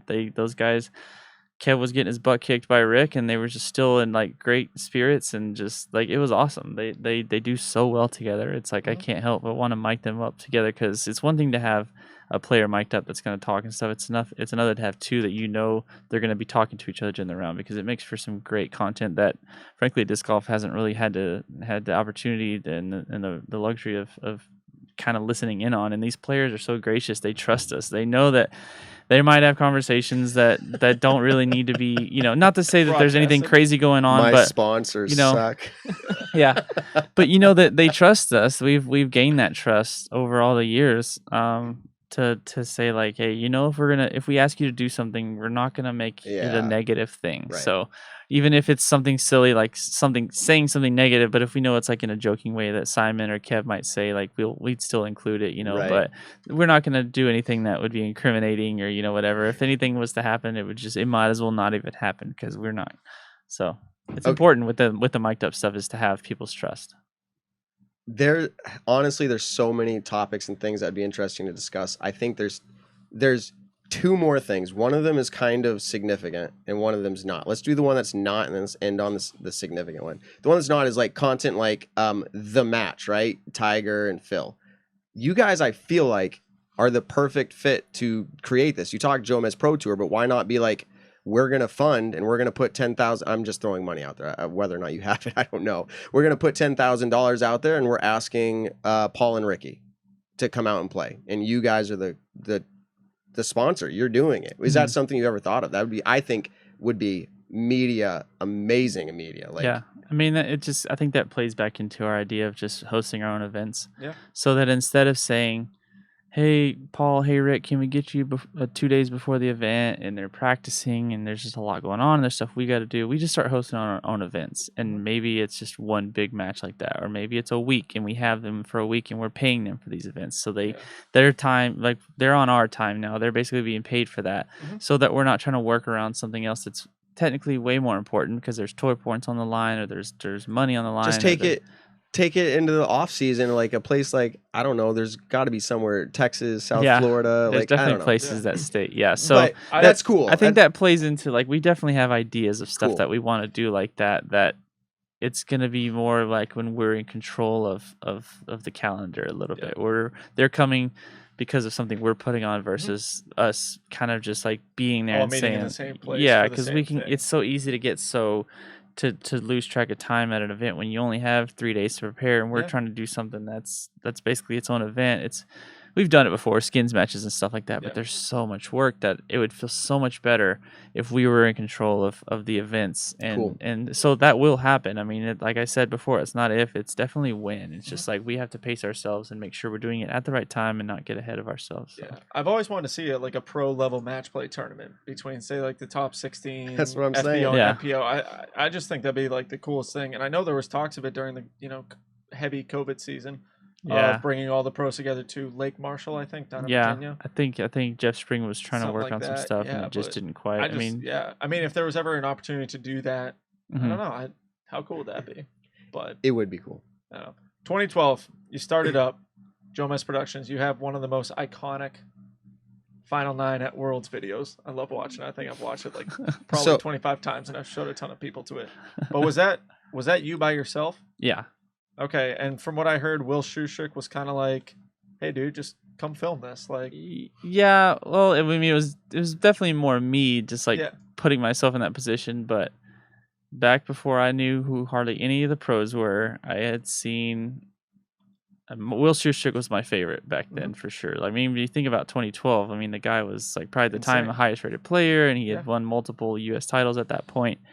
And so when I got the opportunity to meet him, I was just like, he's my favorite player. So I just like try not to like fanboy too hard, but I was just like, I was definitely competing in more events than I ever was before at that time as an amateur. Not very good, but I loved it. I just, as soon as I started signing up for tournaments, I couldn't get enough. And so it got to where I had played enough to be invited to AM Worlds in 2012, and that happened to be in Charlotte, North Carolina, and it was to this day still like the last time that it was like an all-inclusive Worlds, basically, where everyone, pros and AMs, were all together in the same place. That hasn't happened since because it's a massive undertaking. So big at this point, and you can only do it in places like Charlotte, and I'm sure there's other places around the country or the world that could host it, but it's like no one probably wants that headache anymore. It's insane to think about how many people you're hosting. I mean, the player meeting alone was 1,000 people. I remember being in a room with 1,000 people for a player meeting, and because you're talking about juniors all the way up to legends, you know, basically on AMs and pro sides on some divisions. So anyways, I get there, I'm playing my tournament, and it was a vacation for me. Just like most AMs who go to Worlds, you're not going there to win, and even if you do, you're not gonna win any money. So you're going there as like use it as a vacation too. So I was there, and I'd play my rounds, and then as soon as the rounds were up, I'd go find the pros, and it was always like I'd find Will Schustrick's card, and so I got to know him a little bit just probably by being a creep and just hanging around a little bit, like, hey, how's it going, whatever. I don't know. I had my camera with me though, and I didn't really have any intention of doing really anything with the footage, but there's even footage from before that round from 2012 that never saw the light of day because it was just me like filming random shots. And so came time for the Final 9. I didn't make it to Saturday, so I wasn't busy that day because I didn't even play well enough to make the cut. Gotcha. And so the final Saturday comes, the semifinals goes, and the Final 9 comes, and that's where I come in, and I'm just like, all right, well, I've been hanging out with Will this whole time, and he's been cool about me being there. And the guy that was technically their videographer that year for, if anyone remembers, the Nonstop Disc Golf Tour in 2012. NSTD, Yeah, Feldberg, Kayla Viska, Nico, and Will were all in this RV, and so they had a videographer that was there doing videos every week, and he was very like it was a different style, but it was just like highlight shots to Yeah. set to music. Mhm. And I loved it because I came from skateboarding, and that's basically what skateboarding is. It's everyone's got a part and it's to music, and you know, and it just flows really well. And so he happened to be there, and I was like, "Hey man, how's it going?" And I'd gotten to know him a little bit because we bonded over media. Like we talked a little bit. He's from Texas, or he lived in San Antonio at the time, James Kennedy. And I was like, "What's up, man?" And he's like, "Oh, I'm just caddying for Will this at Worlds, you know." And I was like, "You're not filming Worlds?" He's like, "No, I'm just gonna caddy for Will." And I was like, "There's not gonna be anybody filming Worlds. This sounds like this was Yeah, that 8 sounds years ago. miserable. There's no one fighting Yeah. to film Worlds 8 years ago.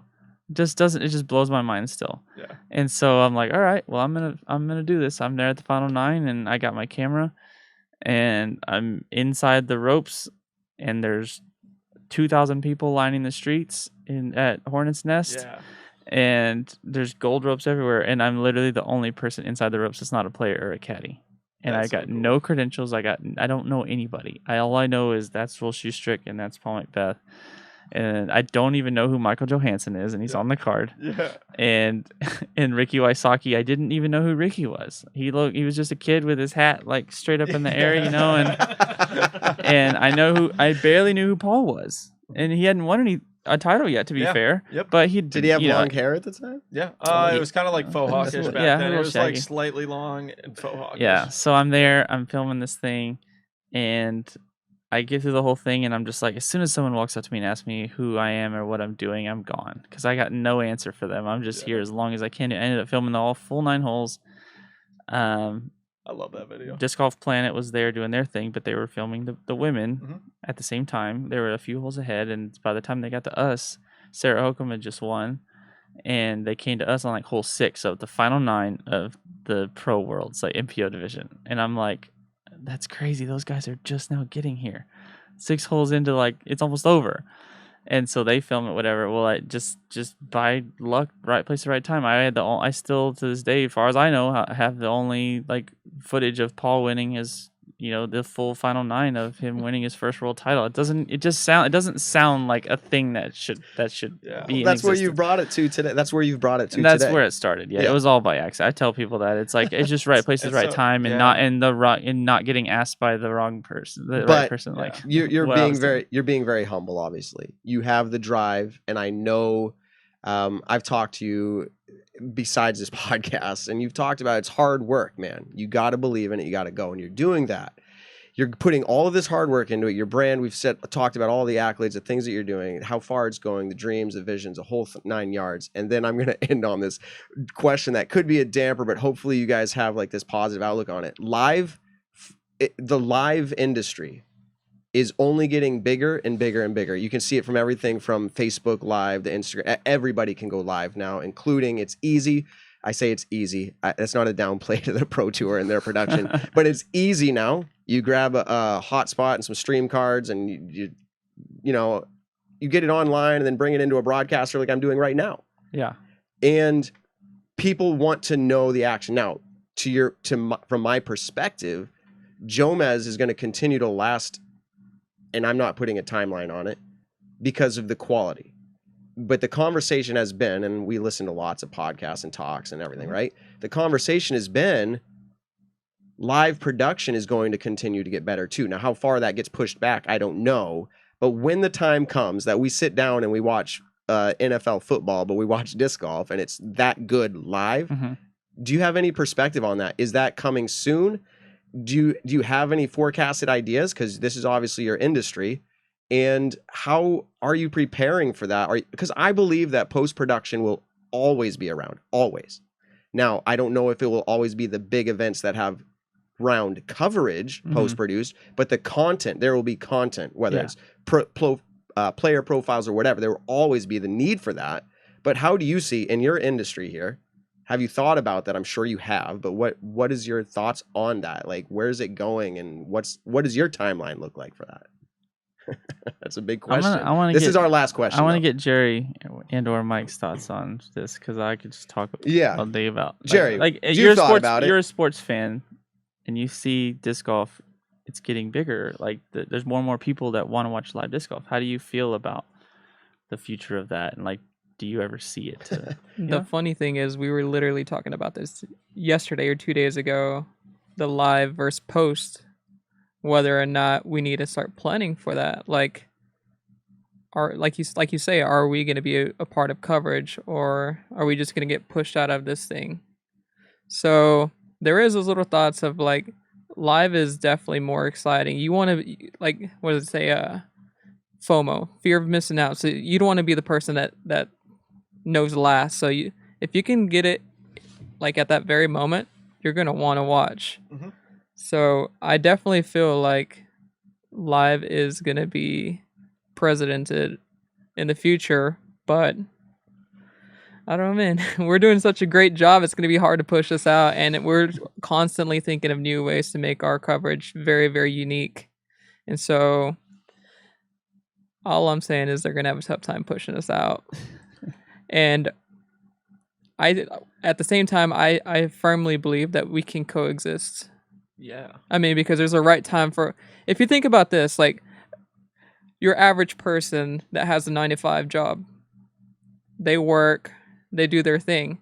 Who's gonna have time to watch these tournaments that start during the week, going into the weekend at that particular time? That's where we come in. They can benefit from what we provide. So essentially, like, I don't see why we both can't be doing our thing. There's yeah, talk. Yeah, that's what I don't get about the whole post-round production versus live. It's like, yeah, obviously we want to have really good live coverage for the people that can sit down and watch live coverage. course. But like, what is wrong with post? Like, Well, here's what I was just gonna say. This is I'm offering a perspective here. I'm not your enemy. The perspective here is that the numbers of post are taking away from the live, which seems to be where more viewers are tuning in at one time lately. At one time, Yeah. and you could probably get significant sponsorships if instead of you getting the 100,000 views that next couple of days or week, they made you contract deals or whatever made you wait. Now, again, this is all just like it's hypothetically, what's the future of this media? And I guess my big question was not like, hey, are you guys preparing for the downfall? It was more like, you've thought about this. What is that what Jerry just said? Is it like we're just going to keep being excellent and we'll just wait for that time if it ever comes? We're just going to keep doing our thing, or do you have ideas of like we could go live? Like, I mean, all that stuff. Yeah, I mean, of course, there's always thoughts of are we gonna have to make that switch, and if so, when, and all that, and that's still for us. It's not that we're counting anything out. It's just that I feel that we still, and we all feel, we still have so much to offer post production.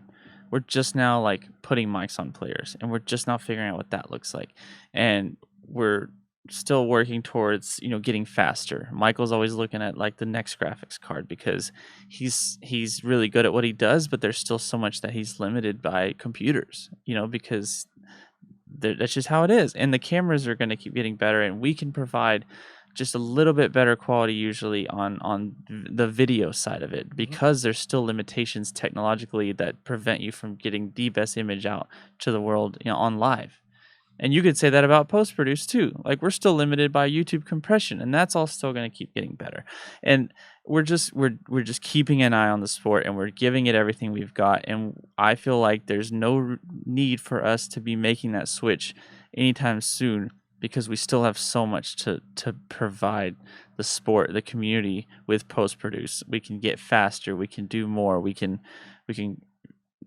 provide more insight with player profiles and mic'd up and stuff that I'm not even thinking right now, or that I don't even know of yet. We've joked about the idea of like being pretty darn close to live without it being live. Yeah, just like that perfect in between of like, I don't want to give away too much because it's anyways, dude, some good stuff though. That's good stuff. To Jerry's point, and what I guess my thought about the live versus post especially is they definitely for the foreseeable future, I don't even know, maybe even the next 5-10 years they're gonna need to coexist, because you're gonna have your diehards that love to watch live disc golf, and that number keeps growing, and I think that's great. I have really good conversations with Jeff Spring about this whole thing in Disc Golf Network and all that. But the other side of that is our subscriber base is growing just as fast because disc golf is just getting bigger, and we get to keep growing together. You don't see these scales tipping one way or the other post to live. They're growing together if you pull up the data, and that's so exciting because that just to that point about coexisting, that means that we're both doing something right. That doesn't mean that only one of them's doing better or one of them's than the other. It means we're both doing something right if they're both growing. If live subscribers are growing every month and the post-production subscribers are growing every month, Simon Lizotte doesn't even post like the bread and butter round coverage, and he's about to hit 100,000 subscribers. That's where we are right now. Yeah. If you are a good personality and you make good content and you're just entertaining the fans, you're going to succeed in this current state of media. And that's why what we're doing is working, and that's why what the Disc Golf Network is doing is working, because we're just doing everything we can to make the best product, and people are gravitating towards it, and they will continue to support you. And there's, like Jerry said, they've got 9 to 5s. They're going to go out of town on the weekends. They're playing disc golf while we're playing when they're disc not golf. working, they want to play. They want to That play. is never going to stop. These people are always going to only have the weekends to play. They're going to be playing tournaments or just playing casually or whatever. Or even if they're not playing, there's just people have stuff to do. And that's where we come in, because we can provide that. Attention spans are only going to get shorter. And my thing is TV and YouTube and everything is only training our attention spans to get shorter. So there's people that can't stand the thought of looking at that clock on your podcast right now and seeing that it runs 2 hours, because they're like, how in the world am I going to have enough time for that? And there are going to be the diehards that we're going to do it. And there's going to be the people that are like, where's the condensed version? And it's always going to be a thing. Yep. Any sport. I love NFL, and if I know I can't watch the game or something's going on, I'm going to go, and I'm not going to pull up the broadcast and rewatch the 3 hours. And if I do, it's because I got the TiVo and I'm fast forwarding through it. Yeah. I'm pulling up the NFL puts immediately after every game. If you watch, and within an hour, if not sooner probably, there's a highlight of whatever game just ended, because they know that that's still going to get 1 million views if it's a good game. And they're coexisting. There's a purpose for both. And while we do want to have all the drama, we feel like we can still provide that. If you don't know the results, we still feel like we can do that with our commentators and with the graphics and with the pacing and the camera angles. And we're adding more camera angles, and I'm doing my best to punch in on Paul Macbeth's face as he is about to hit that putt. He's lining it up. And that's where we come in, we have control over the story. Even though it's not live, we can control that. We can draw out a moment a little bit more, and the commentators can come in, and we can kind of skip over the stuff that we want to skip past, so that we can really focus in and hone in on the good parts. So that's why I feel like live is doing great. What we're doing is also great, and we'll each be killing it in our respective areas, because they're two completely different animals, and we're gonna keep going, both of us. And that's what I love about it. I don't look at live as a competition as much as I see it as like, we're both doing the very best we can do for the sport right now, and that's why it's doing so well. It's funny, that's what everyone wants it to be, is a competition. But like, I'm kind of thinking about this whole conversation, and without post-round production, how do I go back and watch the 2015 Worlds? Or how do I go back and watch the 2014? Like, all the new players that are subscribing to you now are able to go back all the way to 2012, 13, 14, 15 and look at early Jomez Pro, and look at who Paul Macbeth was in the greatest year of 2015, who Ricky was when he became a 2016 one-time world champion. Like, if you didn't watch it live back then, without post-round production, there'd be no way of watching it. Like, I can't watch the Celtics game from 4 weeks ago. I can watch disc golf. I can watch the highlights of it, but I can't watch shot for shot what Paul did to win 2015. Disc golf is a very unique thing. We've talked about. You took the words out of my mouth. I was literally about to say that, and I wish you guys related. As a whole, we need to stop comparing ourselves to all these major sports, especially when it comes to live, trying to be like somebody else. The thing is, disc golf is unique. And we need to be a little more original when attacking little avenues like this, and quit comparing to these things that are well established already. Yeah, even golf. People think that we can compare ourselves to golf. You can't compare us to golf any more than you compare us to the NBA. It's a completely different vibe. And there are things that we can take away from other sports, and we've always said this. And that's how of it. every sport can be. And it's an influence. It's an disc influence. golf kind of being a new thing in the age that it is right now. the professionalism that's here. We can take away different things from different sports, but we're not trying to be exactly like golf. Yeah. And we will never be exactly And like golf. Another perspective I have on that when you're talking about how we are in such a unique position as a sport is that,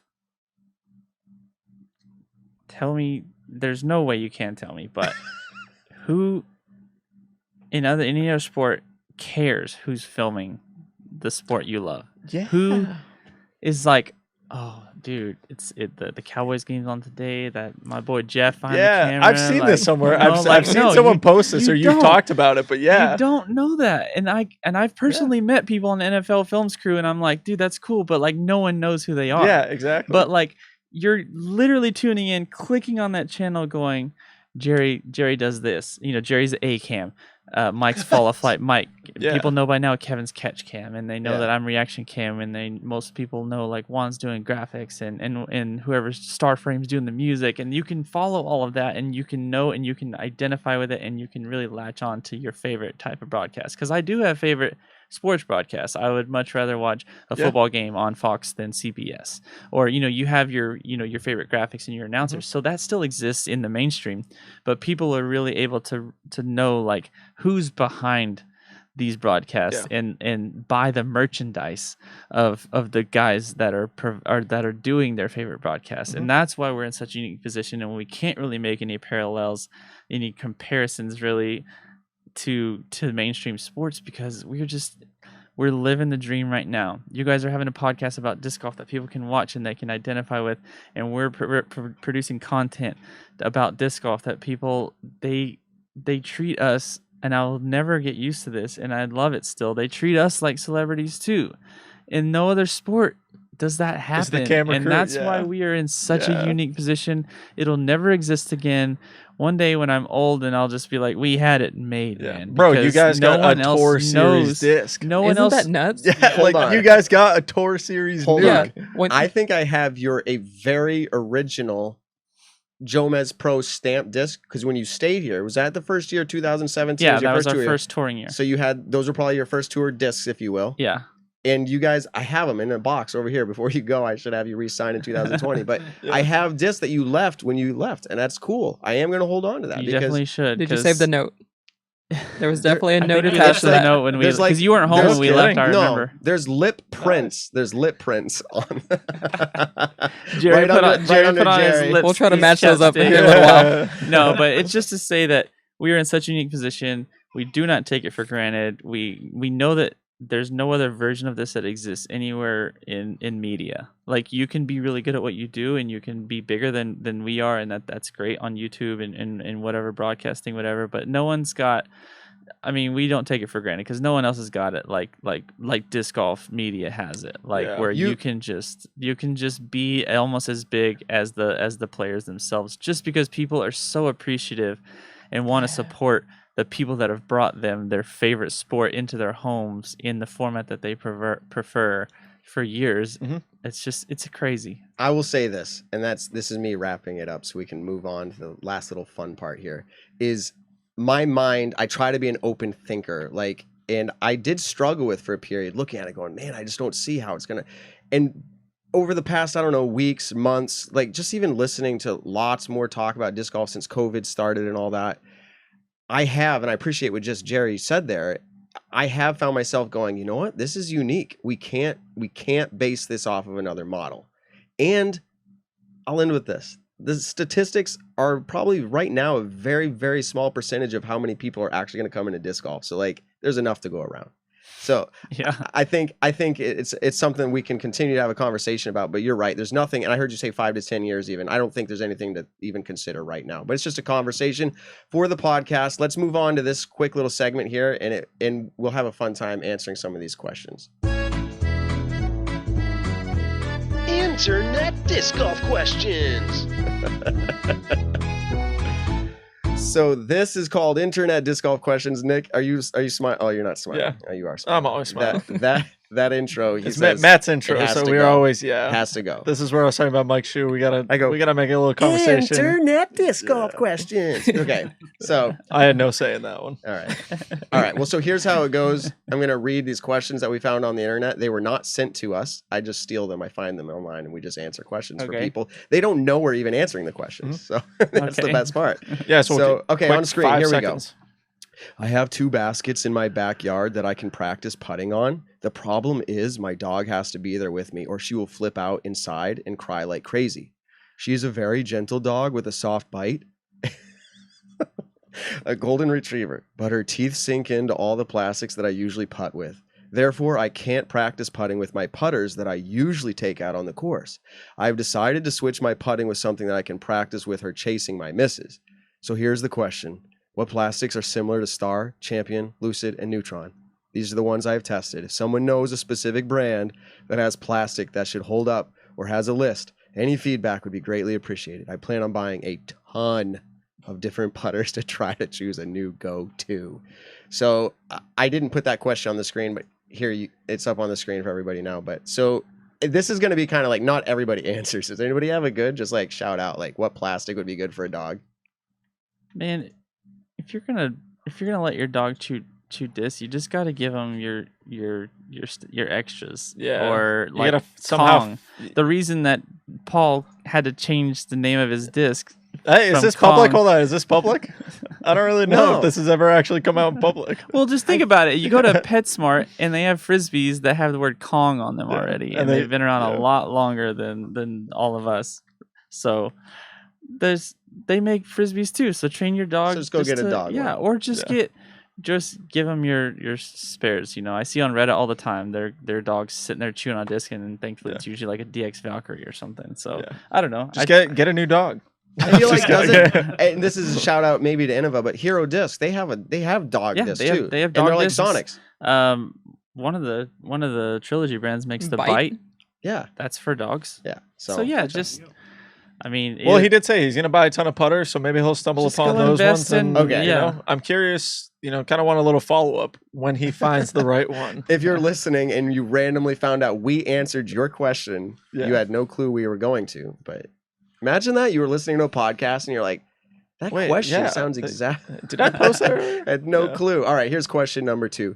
Ghost stamps on a scale of 1 to 10, with 1 being the worst and 10 being awesome. What does that Gary? even mean? Ghost stamps are amazing. Is basically what it's saying. Oh yeah, okay. That's how Like- the question goes. Yeah, I am a huge fan of ghost stamps. Oh yeah, it's a 10. I for me. gotta show you something then tomorrow. Dude. I gotta show think you one of something. my I got a cool one of the ghost stamp, dude. we always make a joke about.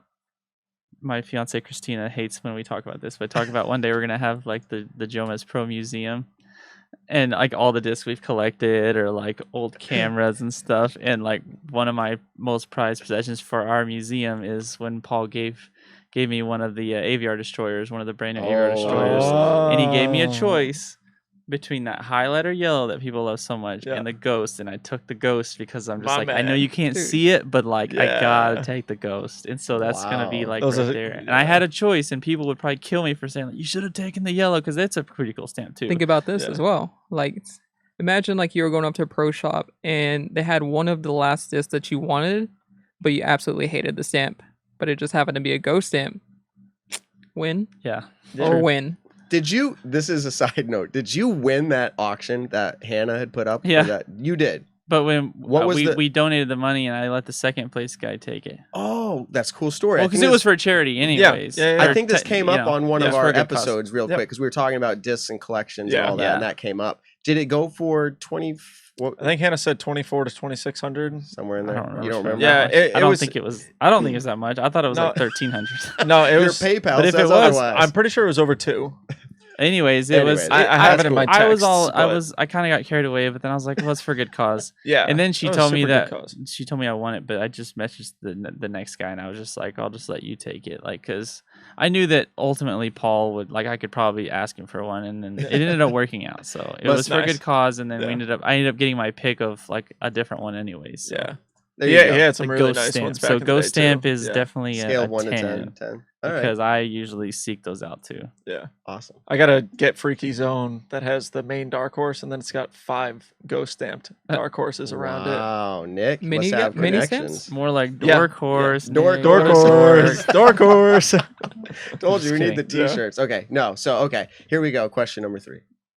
Do all driving putters get about the same distance? I need a good distance putter in my bag.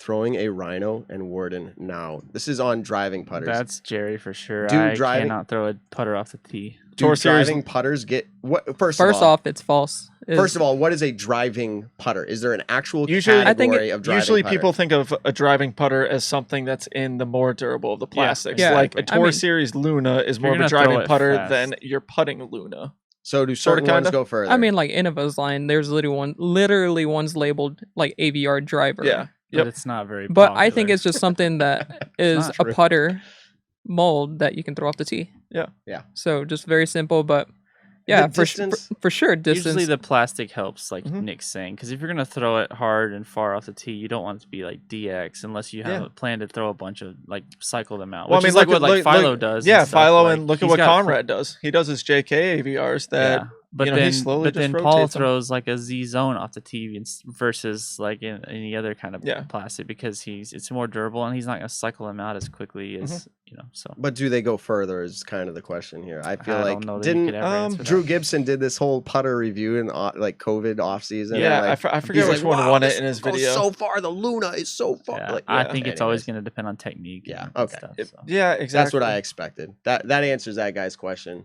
How about this one? Let me put it up. Where can I find online local disc golf tournaments scheduled? Wanting to get involved but have no clue how to stay on top of it. Thanks. So Whoa, hold on. We know who he is. you know who he We is. didn't blur him out. Okay, who is it?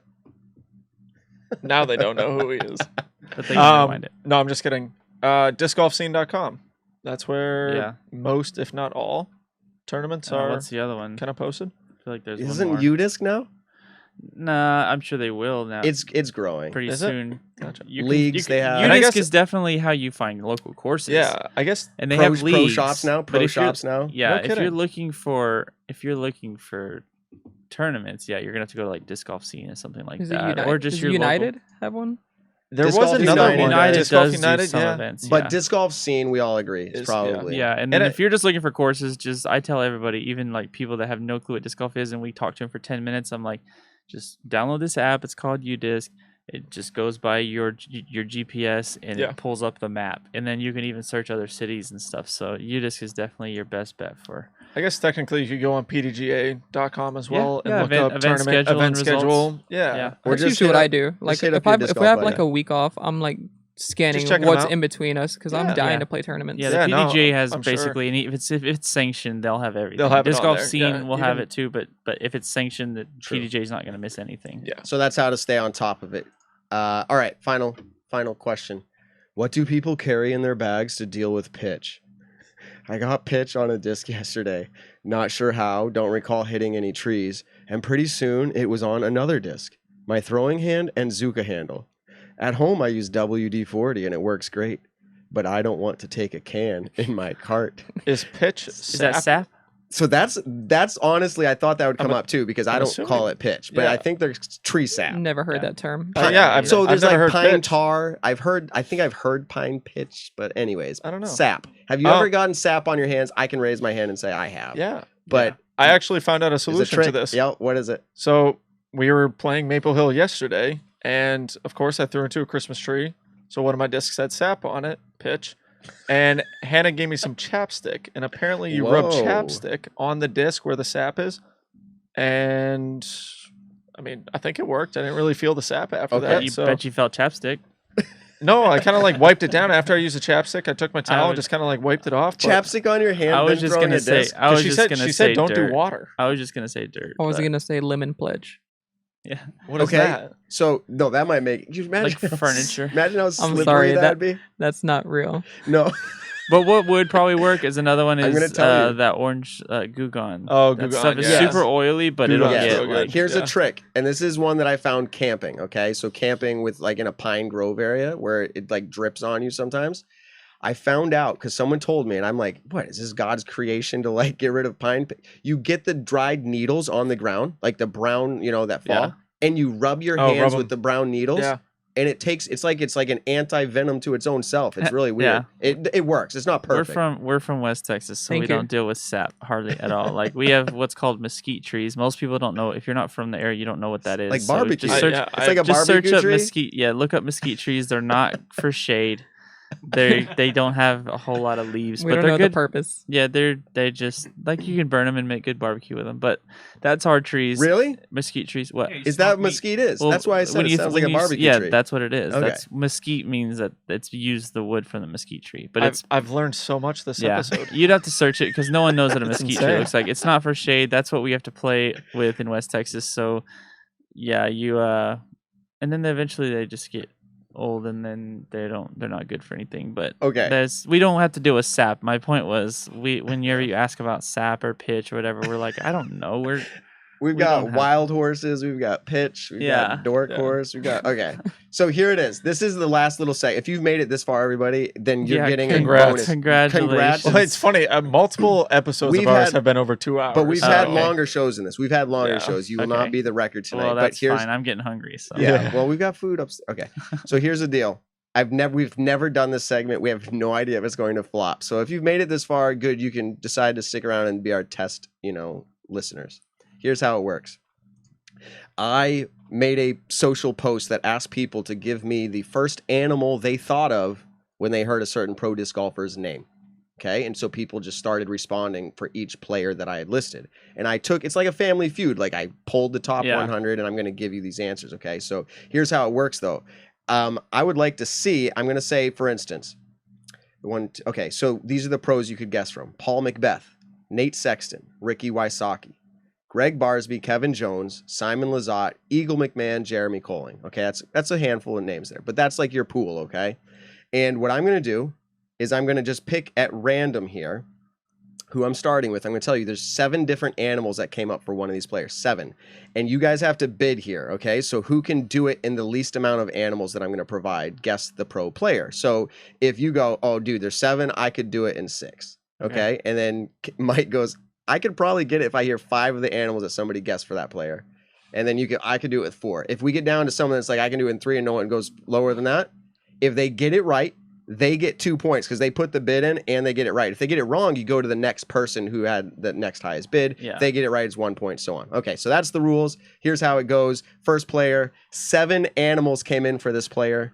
Nick is a part of this. He doesn't know. So, Nick, how many guesses would it take you to get this player right? How many? So we animals don't do you know wanna the hear? player. we don't even know No. the player's name. Oh. No, because I Oh, gave yeah, you the yeah, pool. no, I I gave get you what the you're pool trying of to do. names. I'm going Yeah. to give you animals, and you have to choose which Ah. player it is. So, Nick, how many animals do you want to hear out of 7? 3. He just goes right to 3. Do you? It's like do it's you like think you can pitch. do it? It's like pitch. You No. go Do you big think or you can go do it home. 2? Anybody want to try 2? I get it now, but no, Okay, no so- way.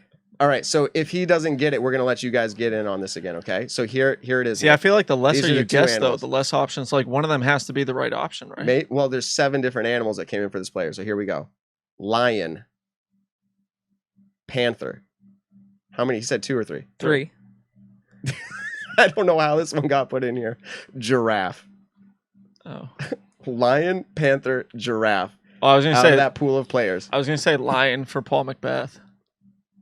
Which is easily. These 3, by the way, came in for the same player. So this is the same player we're talking about. So out of those 3, So I'm just who's picking your- one player, yes, right? out of the ones I listed. All right. So go ahead. Paul Macbeth.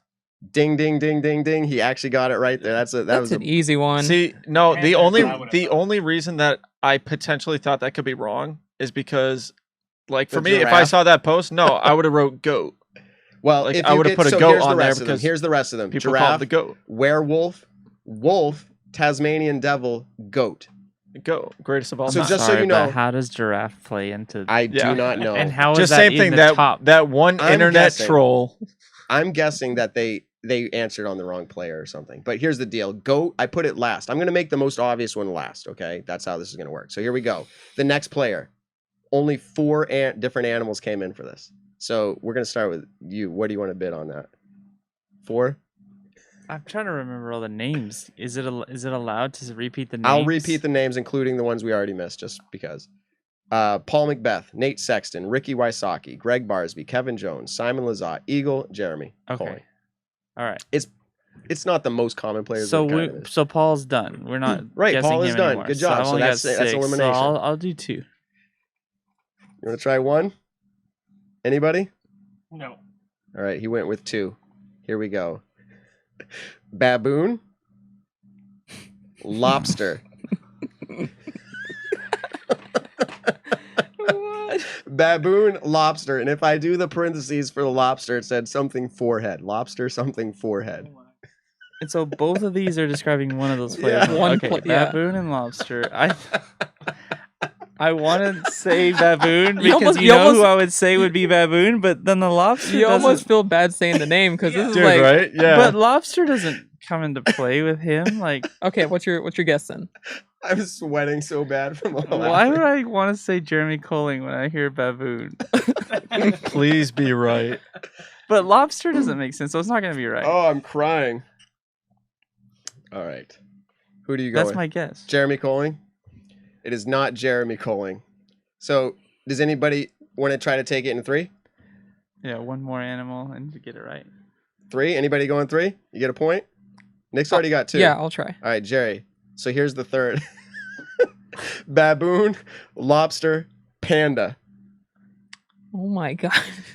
So you know it's not Well, Jeremy I thought Colling. I had a second place, but now Panda. You know it it's just not puts Jeremy me Colling. Panda just threw it puts out. me further away. Yeah. So it's not Paul or Jeremy Colling. Baboon. What other pros were there? Baboon, lobster, panda. Oh, pros. Names, yeah. Nate Sexton, Ricky, Greg, Kevin Jones, Simon Lazat, Eagle McMahon. See, Technically Jeremy Colling, but Yeah, but he's already he's out for this round. Yeah. Dang. I have a Those guess. are those Shot in the dark? are not. I'm gonna go Kevin Jones. No. Greg Barsby. That was going to be mine. No. Okay, so Oh. ding, I as the host get the point. Baboon, lobster, panda, house cat. This is Nate Sexton. What? How is Okay, that? That doesn't make any sense. There's nothing about Nate Sexton that This- says lobster. Is What there this even was- lobster in Oregon? As this if was as literally- if baboon did, but This is lobster- literally what Yeah. came in. Multiple answers for each of these people saying this is who they thought of as an animal when they How thought is- of it. I how don't is know. anybody a lobster All really? right. But I was thought gonna say Simon for lobster just because now he lives up here. Yeah. But there's nothing Okay, about the here we go. Pacific Northwest. Here we that go. says- This one's going to be Mike's choice of what he wants to do here. There are 6 animals here. How many do you want to bid on? I'll do 3. Ooh. Give it to him. Huh? Anybody 2? Give it to him. I'll do 2. I need to. I was like, I need points. I'll do 2. Yeah, he was next in line, so he said 2. Okay. All right, Jerry's saying 2. Here we Then go. I'll do 1. Meerkat, Eagle. gazelle. Not eagle. Oh, he's out. I got fancy. He's I didn't out. want to hear So the it goes to second the one. 3. Yeah, It right. goes to the 3. So Yeah, give it to Mike. This is Mike. So meerkat, gazelle, honey badger. Ricky Wysocki. Yes. Nice. Wow. So is that 2 points? No, that's a point because it Okay. had to go back to Yeah. him. So technically it's 2-1 right now, as in Nick has 2, Mike has 1. All right. Awesome. Well, if we Raptor. kept going, Yeah, going, there's a Yeah, bigger that one. one is Meerkat- so obvious. meerkat, gazelle, honey badger, weasel, pig for the disc, raptor. Okay. Here we go. This one has 8. It's going to Jerry to start on the bid. Since I got a dud. What are you going with? There's 8 animals associated to this player. I'll go 4. Here we go. 4. Sloth, rat, turtle from Finding Nemo, Cheshire cat. Your options left would be Greg, Kevin, Simon Lazat, Eagle, Jeremy Colling.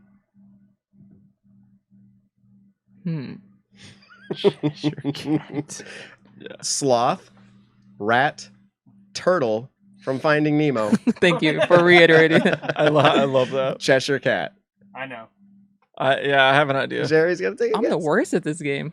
To be fair, I don't know either. I guess I'm gonna go Barsby. It is Barsby. That's exactly who I was gonna So say. he has 2 points on the board now. When they- Is it a Wait, turtle from When he said the turtle from Finding Nemo, I was like, that's totally the way Barsby talks. Like, yeah, what's up? See, that yeah, was yeah, But man. who's coming up with this? That's making those It's like just comparisons. It's people that have never met these people. That's clearly. hilarious. Lobster. true. I'm not gonna get over lobster. Because the anytime first soon. the first one was sloth, right? What in the Yeah. world? And so I was like, germ. What about honey badger? Like, Yeah, that was weird. What even Okay, is the like here we go. correlation? We're back to Nick. All right, this one has 8 animals. Nick, how many do you choose you can get it in? Give me 2. Ooh. All right. Give me 2. To be clear, we have eliminated Paul, Nate, Ricky, and Greg. So we have Coling, Eagle, Kevin Jones. You have more than that. Simon, Eagle, Jeremy, Kevin Jones. Simon, 4 left. Eagle, Jeremy, Kevin Jones. Here we go. Marmot. What the heck is a marmot? I don't even know what that is. Armadillo. Armadillo. That's a Texas animal. Well, that's what you get for only picking 2. So now you Marmot, armadillo. What is a marmot? Can I have a hint on what a marmot is, though? No, Like, because I don't know do either. we- So I'm Matt- glad I didn't pick Matt, that. do we have No. marmots in Massachusetts? I don't know. And I would probably say no. Do you know what a marmot is? You don't have to tell me, He but like, do doesn't you know. even know? He doesn't know. Does either. anyone I know? can kind Do of you know what a visualize gazelle it. is? Yes. Yeah. Okay. I can kind of visualize a Is marmot. that like kind of And like? wait. Oh A my marmot God, is kind of thanks. like those like underground animals. You ever watch that YouTube video where he's like, hey. You ever see that one? Maybe so. I guess. think those are marmots. Anyways. All right, too so much, too marmot, much, too much. I was armadillo. gonna So guess marmot a and goat armadillo, type and I animal. got Simon, Eagle, KJ, and Jeremy Coling. Jeez, that's Yeah, still that's doesn't. not a good one, but I'm gonna go with Simon.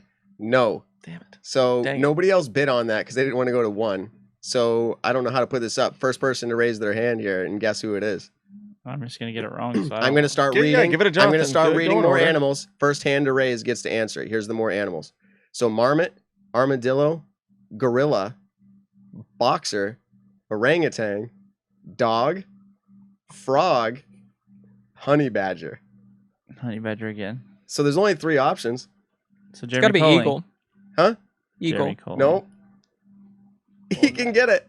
Who's the people again? So yeah, no. You just had to remember who's left. Dang it. I'll take the other point. So that'll be 2 points for me. Give it a mic. Sure. Give him. All right, give him one 10 shot. seconds. Give him 10 seconds.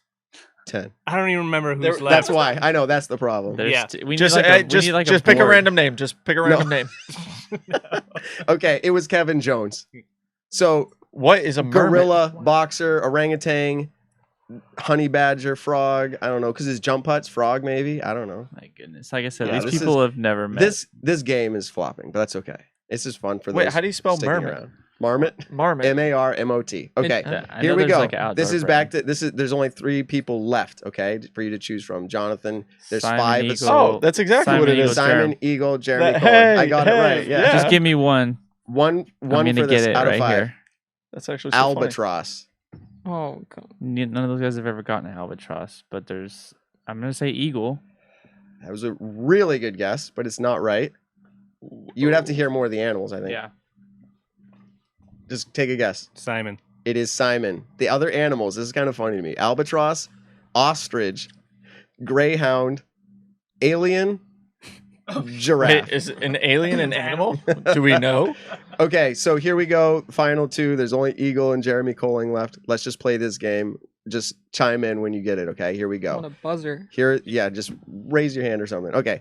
Just say it. Lemur, flying squirrel, Eagle. yes, that's eagle. Sloth and eagle. I gotta hear germs. All right, here it is. Come Yeah, on, please this be is- good. Fake them. If they're terrible, just come up with them. I'll just keep reading. Here we go. Bear, No. giraffe, Okay. llama, I like.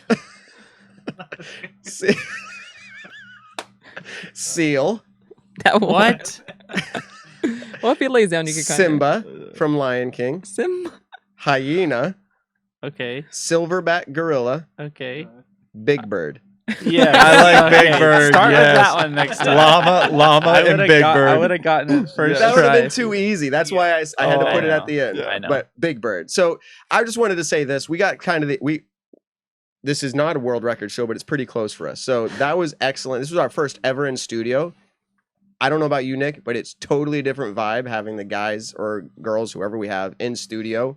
We want to say tremendous thank you for what you guys are doing out there. The questions I ask, they're not trying to slight you guys. We're making good content here. People want to listen. They're going to still be here 2 hours listening. Yeah.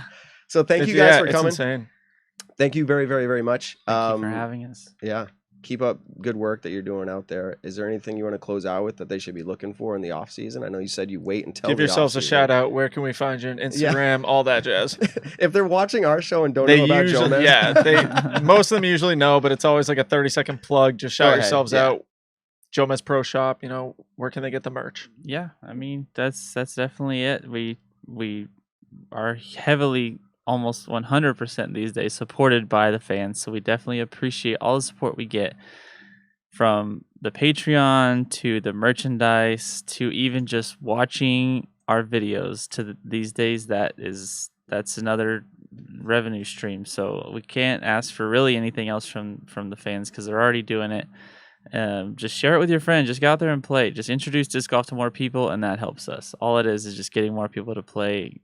In turn, just keeps the whole thing going around for us and everyone else that's in disc golf and disc golf media. So we appreciate it. It's fun to just be back here with you guys, 4 years later, I guess 3 years later, whatever it is.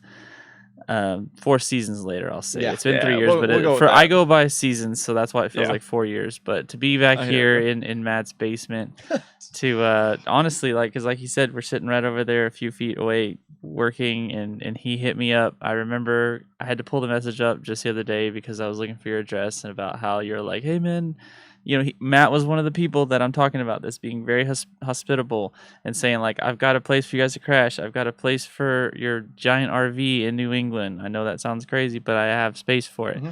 And so here we are all these years later, and it's just like, it's cool to have the type of friendships that we've been able to make just from a simple message reaching out and saying, like, I love what you guys do. I would love for you to come by while you're here, and it makes for these meaningful relationships all these years later. So thank you, Matt, and I love what you're doing with the show. You and Nick, it's so much fun. You guys have a really polished look. Thank you for having us. Not everyone takes the time to make their show look good. They just think that they can hit record and just go with it, and you guys have a really great look to it. And thanks for having us.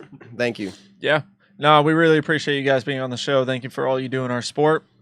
To our folks listening right now and watching, please go on YouTube, hit the subscribe button, not only to the Nick and Matt Show, but to Jomez Productions. We both would really appreciate it. Hit the thumbs up button. To everyone listening through podcast, leave us a review on your favorite podcast channels. As always, really appreciate it. 2K giveaway coming up when we hit the 2K followers. Tell someone you love them this week, and we'll see you next week. Nick, you're awesome. Appreciate it. Thanks for tuning in to the Nick and Matt Show. Be sure to check us out on your favorite social platform and to subscribe on iTunes.